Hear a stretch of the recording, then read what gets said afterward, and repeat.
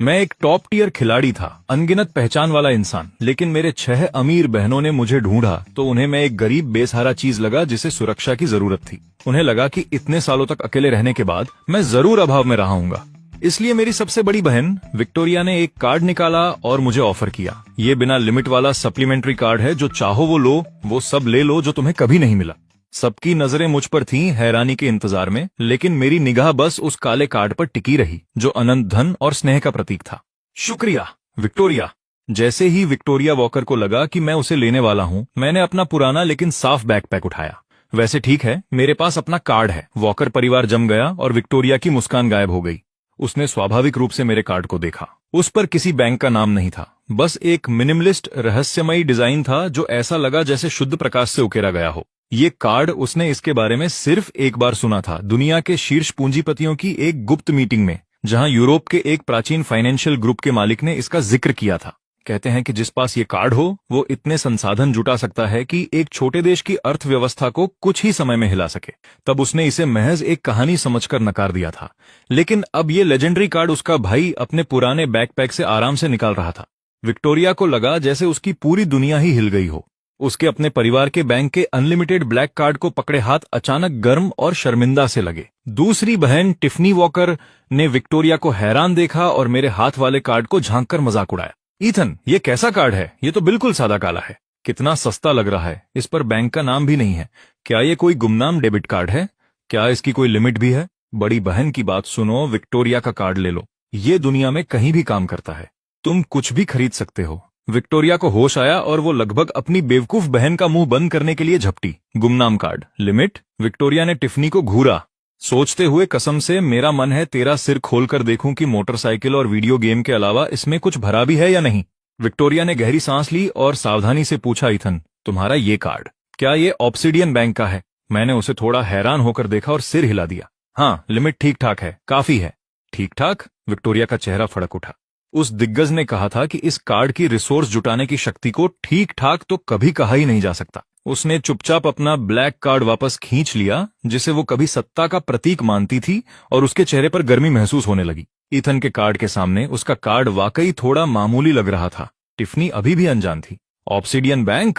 ये कौन सा बैंक है? कभी नहीं सुना। क्या ये हमारे परिवार के बैंक से बेहतर है? तीसरी बहन निकोल ने भी विक्टोरिया का अजीब रिएक्शन देखा और मेरे हाथ का कार्ड परखा। हालांकि उसे फाइनेंस की समझ नहीं थी, पर कार्ड की हाईटेक बनावट से उसे सहज महसूस हुआ कि ये कोई साधारण चीज नहीं है। मिस्टर और मिसेस वॉकर को ऑब्सिडियन बैंक के बारे में कुछ नहीं पता था, लेकिन बड़ी बेटी का हैरान चेहरा देखकर समझ गए कि ये कार्ड जरूर कोई बड़ी चीज है। मिसेस वॉकर ने हिचकिचाते हुए पूछा, ईथन प्यारे, ये कार्ड कहाँ से मिला? मैंने पहले ही वो कार्ड वापस वॉलेट में डाल दिया था और वॉलेट को बैकपैक में फेंकते हुए लापरवाही से कहा। किसी ने दिया था? किसने दिया? मैंने उसे बिना जवाब दिए देखा, बस इतना कहा, मैं थोड़ा थक गया हूं, मैं ऊपर आराम करने जा रहा हूं। ये कहकर मैंने उन्हें सिर हिलाया और सीढ़ियों की तरफ मुड़ गया। मेरा शरीर दुबला था, लेकिन मेरे जाने के बाद लिविंग रूम में सब सन्न रह गए। टिफनी पूरी तरह से चकरा गई थी। सीरियसली विक्टोरिया, अभी क्या हुआ? हमारे छोटे भाई ने तुम्हारा ब्लैक कार्ड ठुकरा दिया। विक्टोरिया ने तब तक अपने भाई को देखा जब तक वो सीढ़ियों से ओझल नहीं हो गया। फिर धीरे से एक सांस छोड़ी। उसने अपनी कनपटी रगड़ी। उसकी आवाज पहले से कहीं ज्यादा गंभीर थी। बात यह नहीं कि उसने ठुकरा दिया। वो रुकी, अपने हैरान परिवार को देखते हुए। बात यह है कि शायद हमने उसे कम आंका है। उसने अपना न दिया हुआ ब्लैक कार्ड हाथ में उठाया। ईथन ने जो कार्ड दिखाया उसके सामने, ये एक खिलौना क्रेडिट कार्ड जैसा है। दीदी, क्या आप सीरियस हो? वो सादा काला कार्ड इतना पावरफुल है? टिफनी सीट से उछल पड़ी।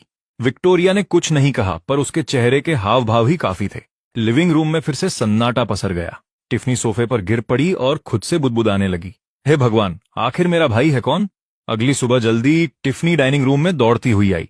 डैड, मॉम, विक्टोरिया, निकोल, अंदाजा लगाओ कल रात मैं उस ऑब्सिडियन बैंक की रिसर्च में कितनी देर जागी। परिवार का पूरा ध्यान फौरन उस पर आ गया। मिस्टर वॉकर ने अखबार नीचे रखा। तुम्हें क्या मिला? बिल्कुल कुछ नहीं। टिफनी कुर्सी पर ढह गई और एक गिलास दूध गटक लिया। इंटरनेट बिल्कुल साफ है, कोई सुराग नहीं। मैंने फाइनेंस के अपने दोस्तों से पूछा, किसी ने नाम तक नहीं सुना। विक्टोरिया, तुम कमाल की हो जो तुमने इसे पहचान लिया। विक्टोरिया धीरे धीरे नाश्ता करती रही, कुछ नहीं कहा। वो भी ठीक से सो नहीं पाई थी। उसके दिमाग में उस कार्ड की छवि और मेरा शांत चेहरा घूम रहा था। मिस्टर वॉकर ने चिंता में कहा, ईथन उन सब सालों में क्या गुजार कर आया है जब वो हमसे दूर था? वो जो भी गुजार कर आया हो वो हमारा बेटा है। मिस्टर वॉकर ने मजबूती से कहा। अब से कोई बैंक कार्ड के बारे में नहीं पूछेगा। हम उसे दबाव में नहीं डालना चाहते। टिफनी की ऊर्जा थोड़ी कम हुई, पर फिर वो संभल गई। कोई बात नहीं, अगर उसे ब्लैक कार्ड में दिलचस्पी नहीं तो किसी और चीज में होगी। मैं आज उसे राइड पर ले जाऊंगी। हाँ, मेरी नई मोटरसाइकिल आ गई है। सभी लड़कों को बाइक पसंद होती है। निकोल ने शांत कटाक्ष किया। टिफनी, क्या तुम्हें यकीन है कि वो तुम्हारी बाइक से इंप्रेस होगा? उसका कार्ड शायद ऐसी पूरी फ्लीट खरीद ले। टिफनी निशब्द रह गई, उसे घूरते हुए। तभी मैं सीढ़ियों से नीचे आया। मिसेस वॉकर ने गर्मजोशी भरी मुस्कान के साथ मेरा स्वागत किया। ईथन, तुम जाग गए, नाश्ता कर लो। टिफनी पिछले अपमान को भूलकर दौड़ती हुई आई। हे ईथन, क्या मैं तुम्हें आज बाहर ले जाऊं? मेरे पास एक नई मोटरसाइकिल है, मैं तुम्हें राइड पर ले जा सकती हूँ। मैं बैठ गया और टोस्ट का एक टुकड़ा उठाया। शुक्रिया टिफनी, लेकिन रहने दो। मुझे अपने कमरे से कुछ लेना है। कुछ लेना है? क्या है वो? मैं मदद कर सकती हूँ, बस कुछ पुरानी चीजें हैं, मैं खुद ले लूंगा। मैं खुद ले लूंगा। टिफनी मेरे पीछे ऊपर आई, ये कहते हुए कि वो रास्ता दिखा रही है, पर असल में वो देखना चाहती थी कि क्या मैं उस कमरे से संतुष्ट हूं जो उन्होंने इतनी मेहनत से तैयार किया था। शानदार दरवाजा फिर से खोलते हुए टिफनी ने शेखी बघारी। तो ईथन, कैसा लगा? कमरा बढ़िया है ना? हमने इसे सबसे बेहतरीन स्टैंडर्ड से बनवाया है। मेरी नजरें लग्जरी चीजों पर घूमी और मैंने सिर हिलाया, फिर सीधे कोने में रखे एक पुराने सूटकेस की तरफ चला गया। टिफनी थोड़ी निराश दिखी, पर उत्सुकता से मुझे देखती रही। मैंने सूटकेस खोला और सबसे नीचे से एक धूल भरी साधारण सी मेटल केस निकाली। ये लैपटॉप जितनी बड़ी थी पर थोड़ी मोटी। टिफनी हैरान थी। ईथन, वो क्या है? तुम्हारा बेशकीमती कलेक्शन। मैंने जवाब नहीं दिया, बस केस के साइड में एक जगह अपनी उंगली से दबा दी। सतह पर अचानक नीली लाइट की एक पतली रेखा उभरी, जिसने जल्दी से मेरे फिंगरप्रिंट और आइरिस को स्कैन किया। फिर ढक्कन खामोशी से खुल गया। टिफनी अंदर झांकने लगी और उसकी आंखें सदमे से फटी रह गईं। केस में रखी चीजें उसकी कल्पना से कहीं परे थीं। वो अलग अलग हिस्सों में बंटी थी, गहरे काले मखमली कपड़े से ढकी, जहां कई चीजें करीने से रखी थी। वहां एक घड़ी थी जिसमें बहुत जटिल डायल था, उसके नीलम जैसे कांच के नीचे एक हल्की चमक थी। उसने ऐसी घड़ी सिर्फ एक लेजेंडरी कलेक्शन वाली मैगजीन में देखी थी, जिसके बारे में अफवाह थी कि इसे एक गुप्त घड़ी साज ने बनाया है। वहां एक पेन भी था, देखने में साधारण सा काला फाउंटेन पेन, लेकिन उसके ढक्कन पर एक गहरा काला हीरा जड़ा था। किसी तरह उसे महसूस हुआ कि उस पेन में ठंडी हाईटेक ऑरा है, जो उसके लैब के टॉप क्लास उपकरणों से भी ज्यादा एडवांस्ड है। ये सिर्फ पुरानी चीजें नहीं थीं, ये एक पोर्टेबल हाईटेक खजाना था। टिफनी का मुंह खुला रह गया। उसने घड़ी की ओर इशारा किया, उसकी आवाज लड़खड़ा रही थी। ईथन, ये घड़ी। मैंने लापरवाही से घड़ी उठाई और देखा। ओ, ये किसी बूढ़े ने दी थी, कहा मजे के लिए पहन लेना। मजे के लिए? टिफनी को लगा उसका दिल रुक जाएगा। उसने कांपती उंगली पेन की तरफ की, और मैंने पेन उठाया और अपनी उंगलियों के बीच उसे घुमाया। ये लिखने के लिए है, कभी कभी इसे अस्थायी डिक्रिप्शन डिवाइस के तौर पर भी इस्तेमाल करता हूं। टिफनी का दिमाग पूरी तरह बंद हो गया। उसने केस में रखी उन पुरानी चीजों को देखा जो नीलामी की जान बन सकती थीं, फिर कमरों में सजी उन लग्जरी चीजों को देखा जिन पर उन्हें इतना गर्व था। अचानक वो सब कपड़े और गहने बेहद भद्दे लगने लगे। ये कमरा उसकी पुरानी चीजों के लायक नहीं था। मैंने केस में से एक छोटी नीली क्रिस्टल स्टोरेज कार्ड निकाली, केस बंद किया और उसे सूटकेस में रख दिया। जब मैं मुड़ा तो देखा टिफनी अभी भी वहीं पत्थर बनी खड़ी थी, चेहरे पर शून्यता थी। टिफनी, क्या हुआ? टिफनी होश में आई। कुछ नहीं थन, तुम्हारा वो केस वाकई बहुत यूनिक है। वो रोना चाहती थी, पर आंसू नहीं थे। उसे समझ आ गया कि कल जब विक्टोरिया ने अपना ब्लैक कार्ड वापस लिया होगा तो उसे कैसा लगा होगा। उन्हें लगा था कि उनका भाई यहां लग्जरी का अनुभव लेने आया है, लेकिन असल में वो उन्हें अपनी अमीरी दिखाने आया था, ऐसे अंदाज में जिसे वो समझ भी नहीं सकते थे। मैंने बस सिर हिलाया और स्टोरेज कार्ड लेकर बाहर आ गया। टिफनी मेरे पीछे पीछे आई, पूरी तरह हैरान। डाइनिंग रूम में बाकी परिवार उसकी सदमे वाली हालत देख हैरान था। टिफनी को क्या हुआ? टिफनी कुर्सी पर ढह गई, उसकी आंखें बेजान थीं। मम्मी, डैड, मुझे लगता है हमने ईथन के लिए जो तैयारियां की हैं वो बहुत मामूली हैं। उसके पुराने बक्सों में जो सामान है वो हमारे पूरे परिवार के तोहफों से कहीं ज्यादा कीमती है। विक्टोरिया के हाथ में चम्मच लिए हुए जम गए। निकोल के चॉपस्टिक्स हवा में ही ठहर गए। मिस्टर और मिसेज वॉकर ने उलझन में एक दूसरे की ओर देखा। टिफनी ने दर्द से अपना सिर थाम लिया। मुझे लगता है अपनी नई बाइक मैं खुद ही रख लूंगी। भाई का छोटा मेटल केस खुलते ही उसकी दुनिया फिर से बिखर कर संभल गई। अपने बिछड़े भाई पर प्यार लुटाने की कोशिश अब ऐसी लग रही थी जैसे हम ही उसके सामने बहुत छोटे पड़ रहे हैं। नाश्ता खत्म हुआ और टिफनी अभी भी गहरे सदमे में थी। जब मैं चुपचाप दूध पी रहा था, मिसेज वॉकर मुझे देख रही थी। ईथन, तुम्हारी पढ़ाई के बारे में तुम्हारे पिता और मैंने चर्चा की है। सेंट जूड्स प्रेप शहर का सबसे बेहतरीन प्राइवेट स्कूल है। हम सोच रहे थे कि तुम वहां जूनियर की तरह शुरुआत कर सकते हो। तुम्हारा क्या सोचना है? उनके इतना कहते ही पूरा परिवार मुझे देखने लगा। टिफनी सदमे से बाहर निकली। परेशान मत हो ईथन, सेंट जूड्स के हमारे परिवार से अच्छे संबंध हैं। मैंने वहीं से पढ़ाई की है। अगर कोई तुम्हें परेशान करेगा तो मैं संभाल लूंगी, और पढ़ाई में कोई दिक्कत आए तो मेरे पास आना, विक्टोरिया ने कहा। उन्हें लगा यह बिल्कुल सामान्य प्रस्ताव था और वे तैयार थे कि मैं नर्वस होऊंगा या मना कर दूंगा। मैंने दूध का गिलास नीचे रखा और मिसेज वॉकर की ओर देखा। मेरा लहजा हमेशा की तरह शांत था। प्रस्ताव के लिए शुक्रिया, पर इसकी जरूरत नहीं है। मिसेज वॉकर हैरान रह गई। ईथन, क्या तुम्हें डर है कि तुम तालमेल नहीं बिठा पाओगे? कोई बात नहीं, हम सबसे अच्छे ट्यूटर रख लेंगे। मैंने अपना सिर हिलाया और अपने झोले से एक पतली फोल्डर जैसी डिवाइस निकाली। स्क्रीन पर कुछ बार टैप करने के बाद मैंने उसे परिवार की ओर घुमा दिया। मैंने अपनी बुनियादी शिक्षा पहले ही पूरी कर ली है। ये रहे मेरे कुछ सर्टिफिकेशन। वॉकर परिवार के लोग उत्सुकता से आगे झुक गए। स्क्रीन पर कई डिजिटल सर्टिफिकेट और ट्रांसक्रिप्ट्स थे जो सब अंग्रेजी में थे। निकोल की नजर सबसे तेज थी। उसने पास से देखा और उसकी सांसें थम गईं। MIT open courseware advance certification, Stanford online young scholars program, और क्या ये इंटरनेशनल फिजिक्स ओलंपियाड का गोल्ड मेडल है। जैसे जैसे वह नाम पढ़ती गई, कमरा और शांत होता गया। विक्टोरिया को इन उपलब्धियों का वजन पता था। ये किसी भी सामान्य छात्र की पहुंच से बहुत दूर थे, खासकर स्वतंत्र प्रतियोगी के तौर पर जीता गया ओलंपियाड गोल्ड मेडल, जो बेहद प्रतिष्ठित होता है। विजेताओं को अक्सर बड़ी रिसर्च लैब्स खुद चुनती हैं। टिफनी को बारीकियां नहीं पता थीं, पर उसने MIT और स्टैनफोर्ड का नाम तो सुना ही था। उसकी आंखें फटी की फटी रह गईं। एक मिनट रुको। ईथन, क्या तुम गांव के पिछड़े इलाके में नहीं रहते थे? तुम्हें ये सब कहां से मिला? मिस्टर और मिसेज वॉकर पूरी तरह दंग थे। वे स्क्रीन पर चमकती उपलब्धियों और अपने बेटे को बारी बारी देख रहे थे। उनका दिमाग ये सब समझने की कोशिश कर रहा था। मैंने डिवाइस हटाई और सपाट लहजे में कहा, मेरे पास खाली समय था तो मैंने खुद ही कुछ चीजें सीख लीं। सर्टिफिकेट तो बस साथ साथ मिलते गए। वॉकर परिवार स्तब्ध रह गया। टिफनी को लगा जैसे किसी ने उसके घुटने पर गोली मार दी हो। डैड ने कॉलेज भेजने के लिए मुझे कितना परेशान किया, और मेरे भाई का खाली समय के कामों का नतीजा मुझे पूरी तरह मात दे रहा था। मिसेज वॉकर का मुंह खुला रह गया। वे अपनी आवाज खोजने में वक्त ले रही थी। खैर ईथन, अब तुम्हारे क्या प्लान है? क्या तुम सीधे यूनिवर्सिटी के लिए अप्लाई करना चाहोगे? तुम्हारे पिता और मैं इसमें तुम्हारी मदद कर सकते हैं। मैंने थोड़ा सोचा और कहा, अभी तो नहीं। अगर स्कूल को जरूरत हो तो मैं गेस्ट लेक्चरर बन सकता हूं, अपने अनुभव साझा कर सकता हूं। एक लेक्चरर, सेंट जूड्स में गेस्ट लेक्चरर। टिफनी के दिमाग में एक तस्वीर उभरी कि उसके निकम्मे दोस्त ऑडिटोरियम में बैठे हैं और मेरा भाई उन्हें एस्ट्रोफिजिक्स पढ़ा रहा है, या फिर एडवांस्ड क्वांटम मैकेनिक्स पर लेक्चर दे रहा है। यह सोचना ही इतना भयानक था कि बयां नहीं किया जा सकता। उसे डर था कि वे वहीं मर न जाएं। तो ईथन, तुम्हें अब हाई स्कूल जाने की जरूरत नहीं है ना? नहीं, मैंने जो सीखना था सीख लिया। मिस्टर वॉकर ने अपनी कनपटी रगड़ी। उन्होंने दशकों तक बिजनेस की दुनिया देखी थी, सब कुछ देखा था, पर अपने बेटे जैसा कभी नहीं देखा था। चूंकि ईथन ने पढ़ाई पूरी कर ली है, वह सेंट जूड्स नहीं जाएगा। भविष्य के लिए ईथन, तुम जो चाहो कर सकते हो। परिवार तुम्हारा साथ देगा। उसके लिए बनाई गई उनकी सारी योजनाएं उसकी काबिलियत के आगे ढह गई थीं। वॉकर परिवार के खोए हुए बेटे के लौटने की खबर शहर के रईसों में फैल गई और आमंत्रणों की बारिश होने लगी। मिसेज वॉकर ने लिंच परिवार द्वारा आयोजित एक चैरिटी गाला चुना, यह तय करते हुए कि यही मेरा सोशल सर्कल में आधिकारिक परिचय होगा। कार से उतरने से पहले मेरे माता पिता मुझे सलाह देने लगे, ईथन, घबराओ मत, बस अपनी मां के साथ रहना। मैंने धीरे से सिर हिलाया।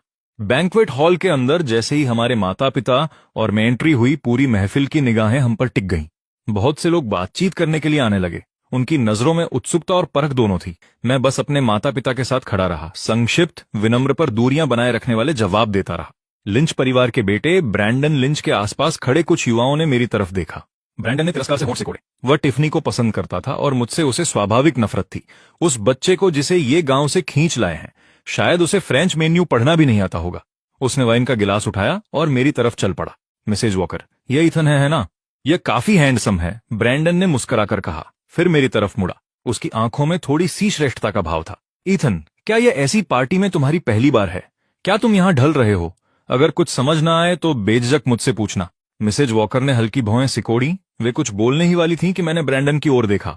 मैं ठीक हूं। ब्रैंडन मेरी शांत भावहीन नजरों से हैरान था। उसे लगा जैसे उसने किसी तकिए पर मुक्का मारा हो। वो हार मानने को तैयार नहीं था। उसने जानबूझकर एक वेटर से बहुत ही शानदार फ्रेंच में बात की, एक गिलास शैंपेन प्लीज। फिर वह मेरी तरफ मुड़ा। ईथन, तुम क्या पीना चाहोगे? क्या मैं तुम्हारे लिए अंग्रेजी में ऑर्डर दूं? आसपास के लोग समझ गए कि ब्रैंडन जानबूझकर मुझे नीचा दिखाने की कोशिश कर रहा है। तभी प्रवेश द्वार पर थोड़ी हलचल हुई। सूट पहने हुए कुछ विदेशी मेहमान, उनका रुतबा स्थानीय बिजनेस मैग्नेट से बिल्कुल अलग था। वे अंदर आए। मिस्टर लिंच उन्हें रिसीव करने भागे। उनमें से एक सफेद बालों वाले सज्जन ने किसी को ढूंढते हुए कमरे का जायजा लिया। जब उनकी नजर मुझ पर पड़ी तो चेहरा खिल उठा। वे सीधे मेरी ओर चल पड़े। मिस्टर लिंच और ब्रैंडन को पूरी तरह अनदेखा करते हुए। वे सज्जन मुस्कुराते हुए मेरे पास आए। ईथन, मैंने कभी नहीं सोचा था कि तुम यहां मिलोगे। पूरा हॉल सन्नाटे में डूब गया। ये सज्जन एक प्राचीन यूरोपीय फाइनेंशियल समूह के प्रतिनिधि थे, इतने बड़े आदमी कि मिस्टर लिंच को भी उनका बहुत ख्याल रखना पड़ता था। और उन्होंने अभी अभी वॉकर परिवार के उस बेटे से इतनी आत्मीयता से बात की थी। मिसेज वॉकर भी हैरान थी। ब्रैंडन की मुस्कुराहट जम गई और उसका वाइन का गिलास हाथ से छूटते छूटते बचा। मिस्टर विंसेंट, काफी समय हो गया। मेरी फ्रेंच बहुत ही शानदार और शुद्ध पेरिसियन लहजे वाली थी, जो ब्रैंडन के बनावटी उच्चारण से कहीं ऊपर थी। मिस्टर विंसेंट जोर से हंसे और अपनी मातृभाषा में बात करने लगे। वे तेजी से ग्लोबल इकोनॉमी और टेक फील्ड के नए बदलावों पर चर्चा करने लगे। वे मेरी राय को बहुत महत्व दे रहे थे। मैंने बड़े ही सहज तरीके से जवाब दिया और मेरी कई बातों पर मिस्टर विंसेंट सिर हिलाकर सहमत होते रहे। हम दोनों ऐसे बात कर रहे थे जैसे आसपास कोई न हो और भीड़ दंग रह गई थी। क्या यही वो लड़का था जो गांव से आया था और फ्रेंच नहीं जानता था? उसकी भाषा और ज्ञान कमरे में मौजूद लगभग हर व्यक्ति से बेहतर था। ब्रैंडन का चेहरा लाल हुआ और फिर पीला पड़ गया। वह किसी बेजान सीनरी की तरह खड़ा था, इतना शर्मिंदा कि काश वह जमीन में धंस जाता। थोड़ी देर पहले वह फ्रेंच मेन्यू न पढ़ने के लिए मेरा मजाक उड़ा रहा था और अब मैं एक यूरोपीय टाइकून के साथ बेफिक्र होकर गप्पे मार रहा था। टिफनी कहीं से प्रकट हुई और मिसेज वॉकर के पास आकर खड़ी हो गई। मुझे इतनी अच्छी तरह बात करते देख उसने एक्साइटेड होकर कहा, माँ, मेरे भाई को देखो, क्या वह कमाल नहीं है? मिसेज वॉकर अपने तेजस्वी बेटे को देख रही थी। उन्हें गर्व भी था और वे हैरान भी थीं। मिस्टर विंसेंट और मैं कुछ मिनट तक और बात करते रहे, जब तक कि उनके असिस्टेंट ने उन्हें उनके शेड्यूल की याद नहीं दिलाई। जाने से पहले उन्होंने मुझे अपना पर्सनल बिजनेस कार्ड दिया। मैंने उसे शांति से स्वीकार किया। जैसे ही मिस्टर विंसेंट गए, भीड़ की नजरों में हैरानी और बढ़ गई। ब्रैंडन का चेहरा सफेद पड़ गया। ऐसा लग रहा था कि वह चाहता है कि जमीन उसे निगल जाए। मैंने अपनी नजरें उसकी तरफ घुमाई। मेरा भाव शांत था और मैंने अंग्रेजी में कहा, शुक्रिया, लेकिन मैं अपना ऑर्डर खुद कर सकता हूं। ब्रैंडन को लगा जैसे किसी ने उसके मुंह पर जोर का तमाचा मारा हो। उसे अपमान का कड़वा एहसास हो रहा था। टिफनी ने दबी हुई हंसी हंस दी, जिससे भीड़ में भी कुछ लोगों ने हंसना शुरू कर दिया और न सह पाने के कारण ब्रैंडन वहां से भाग निकला। मैंने जूस का गिलास उठाया और ऐसे घूंट भरा जैसे कुछ हुआ ही न हो। टिफनी मेरे पास आई और मुझे थम्स अप दिया। ईथन, तुम बहुत ही शानदार थे। आज से मैं तुम्हारी टीम में हूं। मैंने उसे देखा पर कुछ नहीं कहा। इस गाला में अपनी काबिलियत से मैंने उन सभी लोगों को मजाक बना दिया था जो मेरा तमाशा देखने का इंतजार कर रहे थे। वॉकर परिवार के नौजवान बेटे ने हाई सोसाइटी में कदम रखा था और वह एक यादगार एंट्री थी। श्रीमती वॉकर मुझसे बात भी नहीं कर पाई थी कि उनकी तीनों बेटियों ने मुझे चारों तरफ से घेर लिया। विक्टोरिया का चेहरा ठंडा पड़ा था। उसकी तेज नजरें पूरे कमरे में घूम रही थीं। ये सब क्या हो रहा था? मैं उम्मीद करती हूं कि ये पहली और आखिरी बार होगा। ईथन मेरा भाई है, वॉकर परिवार का असली वारिस। जो कोई भी उसे दुखी करेगा वो पूरे वॉकर परिवार को दुखी करेगा। कमरे में जो फुसफुसाहट शुरू हुई थी वो पल भर में शांत हो गई। विक्टोरिया बिजनेस की दुनिया में एक दबंग हस्ती मानी जाती थी और उसकी बात को हल्के में लेने की हिम्मत किसी में नहीं थी। दूसरी बहन टिफनी कम शब्दों में यकीन नहीं रखती थी। उसने अपनी काल्पनिक आस्तीनें ऊपर चढ़ाई। क्या तुम सबने सुना, मेरा भाई ईथन? अगर किसी ने फिर कभी उसके साथ ऐसा घटिया बर्ताव करने की हिम्मत की तो उन्हें सबसे पहले मेरे घूंसों का सामना करना पड़ेगा। ऐसा कहते हुए उसने मुट्ठी भिंची और उन नौजवानों की तरफ घूर कर देखा जो ब्रैंडन के साथ खड़े थे। उनके चेहरे पीले पड़ गए और उन्होंने जल्दी से नजरें झुका लीं। तीसरी बहन निकोल ने अपने चश्मे को ठीक किया। उसकी आवाज ठंडी थी। डेटा एनालिसिस बताता है कि बुराई करना और लोगों से अलग थलग करना मानसिक रूप से काफी असर डालता है। वॉकर कॉरपोरेशन का लीगल डिपार्टमेंट काफी खाली बैठा है। उन्हें मानहानि के कुछ मुकदमों की प्रैक्टिस करने में कोई ऐतराज नहीं होगा। तीनों बहनें, तीनों का अंदाज अलग, लेकिन भाई की रक्षा के लिए तीनों एक थीं। वे तीन रक्षक देवियों की तरह खड़ी थीं, मेरी सुरक्षा में और सबके सामने मेरा रुतबा साफ कर रही थीं। जो लोग कानाफूसी कर रहे थे कि वो तो बस एक किस्मत वाला गरीब बच्चा है, उन लोगों ने अब ये सोचना ही छोड़ दिया था। श्रीमती वॉकर इस नजारे को देखकर काफी खुश और भावुक थीं। उन्होंने मिस्टर वॉकर की आस्तीन खींची। उनकी आंखों में राहत थी, लेकिन सबसे ज्यादा गर्व महसूस हो रहा था। अच्छा है कि लड़कियों को अपने भाई की हिफाजत करना आता है, भले ही वो थोड़ी ज्यादा परवाह कर रही हों। उनका अंदाज ऐसा था जैसे वो पूरी दुनिया से जंग छेड़ने को तैयार बैठी हों। मिस्टर लिंच बात संभालने के लिए जल्दी से आए। विक्टोरिया, टिफनी, निकोल, कृपया शांत हो जाइए। ये बस बच्चे हैं जिन्हें कुछ पता नहीं है। मैंने पहले ही ब्रैंडन को अपने किए पर पछतावा करने के लिए घर भेज दिया है। ईथन बेटा, तुम्हें काफी बुरा लगा होगा, मुझे उसकी तरफ से माफी मांगने दो। विक्टोरिया का चेहरा थोड़ा नरम पड़ा, लेकिन उसकी आवाज अभी भी ठंडी थी। मिस्टर लिंच, आप कुछ ज्यादा ही गंभीर हो रहे हैं। हम बस ये नहीं चाहते कि ऐसा दोबारा कभी हो।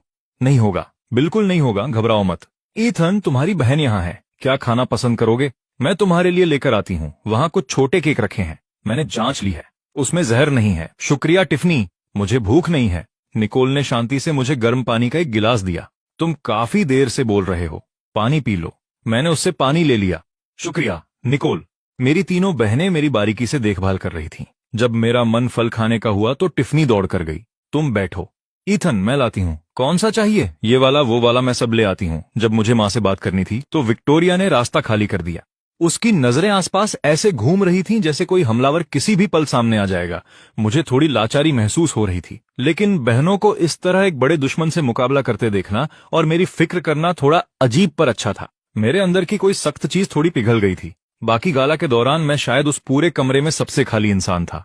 जो कोई भी मुझसे बात करने की कोशिश करता, उसे वॉकर बहनों की घूरती नजरें या उनकी बातों का सामना करना पड़ता। मुझे बस चुपचाप बैठना था। जो खाना और ड्रिंक्स वो लाती उन्हें स्वीकार करना था और बाकी लोगों की ईर्ष्या या हैरानी भरी नजरों को झेलना था। ये सब तब तक चला जब तक गाला खत्म हुआ और हम कार में घर की तरफ निकले। कितना मजा आया, देखा तुमने उनके चेहरे? हाँ, अब देखते हैं कि मेरे भाई को कम समझने की हिम्मत कौन करता है। विक्टोरिया ने अपनी कनपटी रगड़ी। उसे अपनी बहन का शोर पसंद नहीं आया, पर उसने रोका नहीं। निकोल ने गंभीरता से मुझसे कहा, ईथन, अगर तुम्हें कभी कोई परेशान करे या कोई भी बात बुरी लगे तो हमें तुरंत बताना। मैंने कार की खिड़की के बाहर से गुजरती नियॉन लाइट्स को देखा और एक हल्की सी मुस्कान दी। मिस्टर वॉकर, जो गाड़ी चला रहे थे, उन्होंने रियरव्यू मिरर में अपने बेटे को अपनी 3 बेटियों से घिरा देखा और मुस्कुराए बिना न रह सके। खैर, भले ही ये लाड़ प्यार थोड़ा ज्यादा था, पर बुरा नहीं था। कम से कम अब उनके बेटे को कोई तंग नहीं कर पाएगा।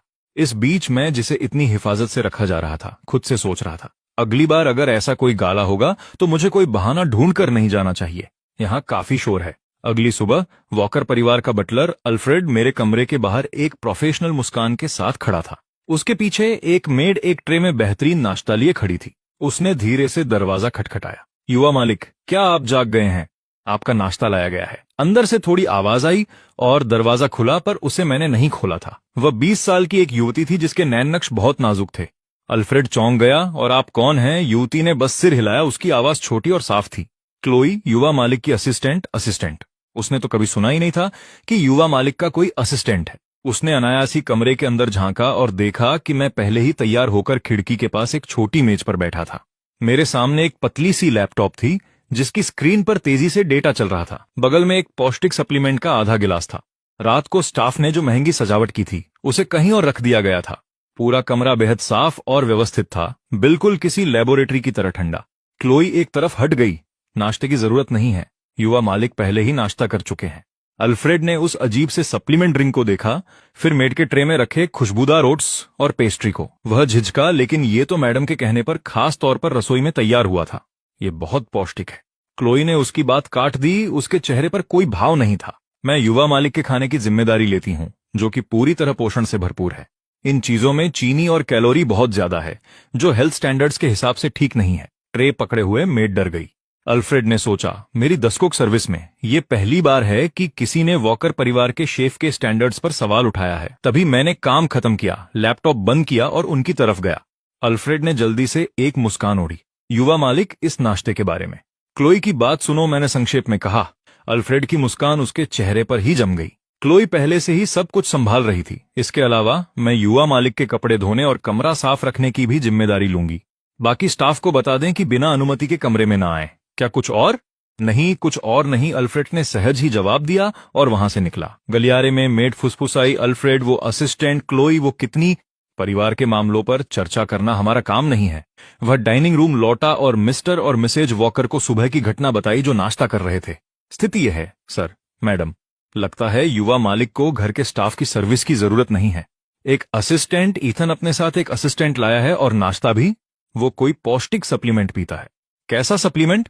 क्या वो पीने में भी अच्छा होता होगा? क्या बाहर उसने इतना बुरा वक्त देखा है कि उसे बेस्वाद खाना खाने की आदत पड़ गई है? बिल्कुल नहीं, मैं उसे हमारे शेफ का खाना चखा कर रहूंगी, टिफनी ने कहा और उठने लगी।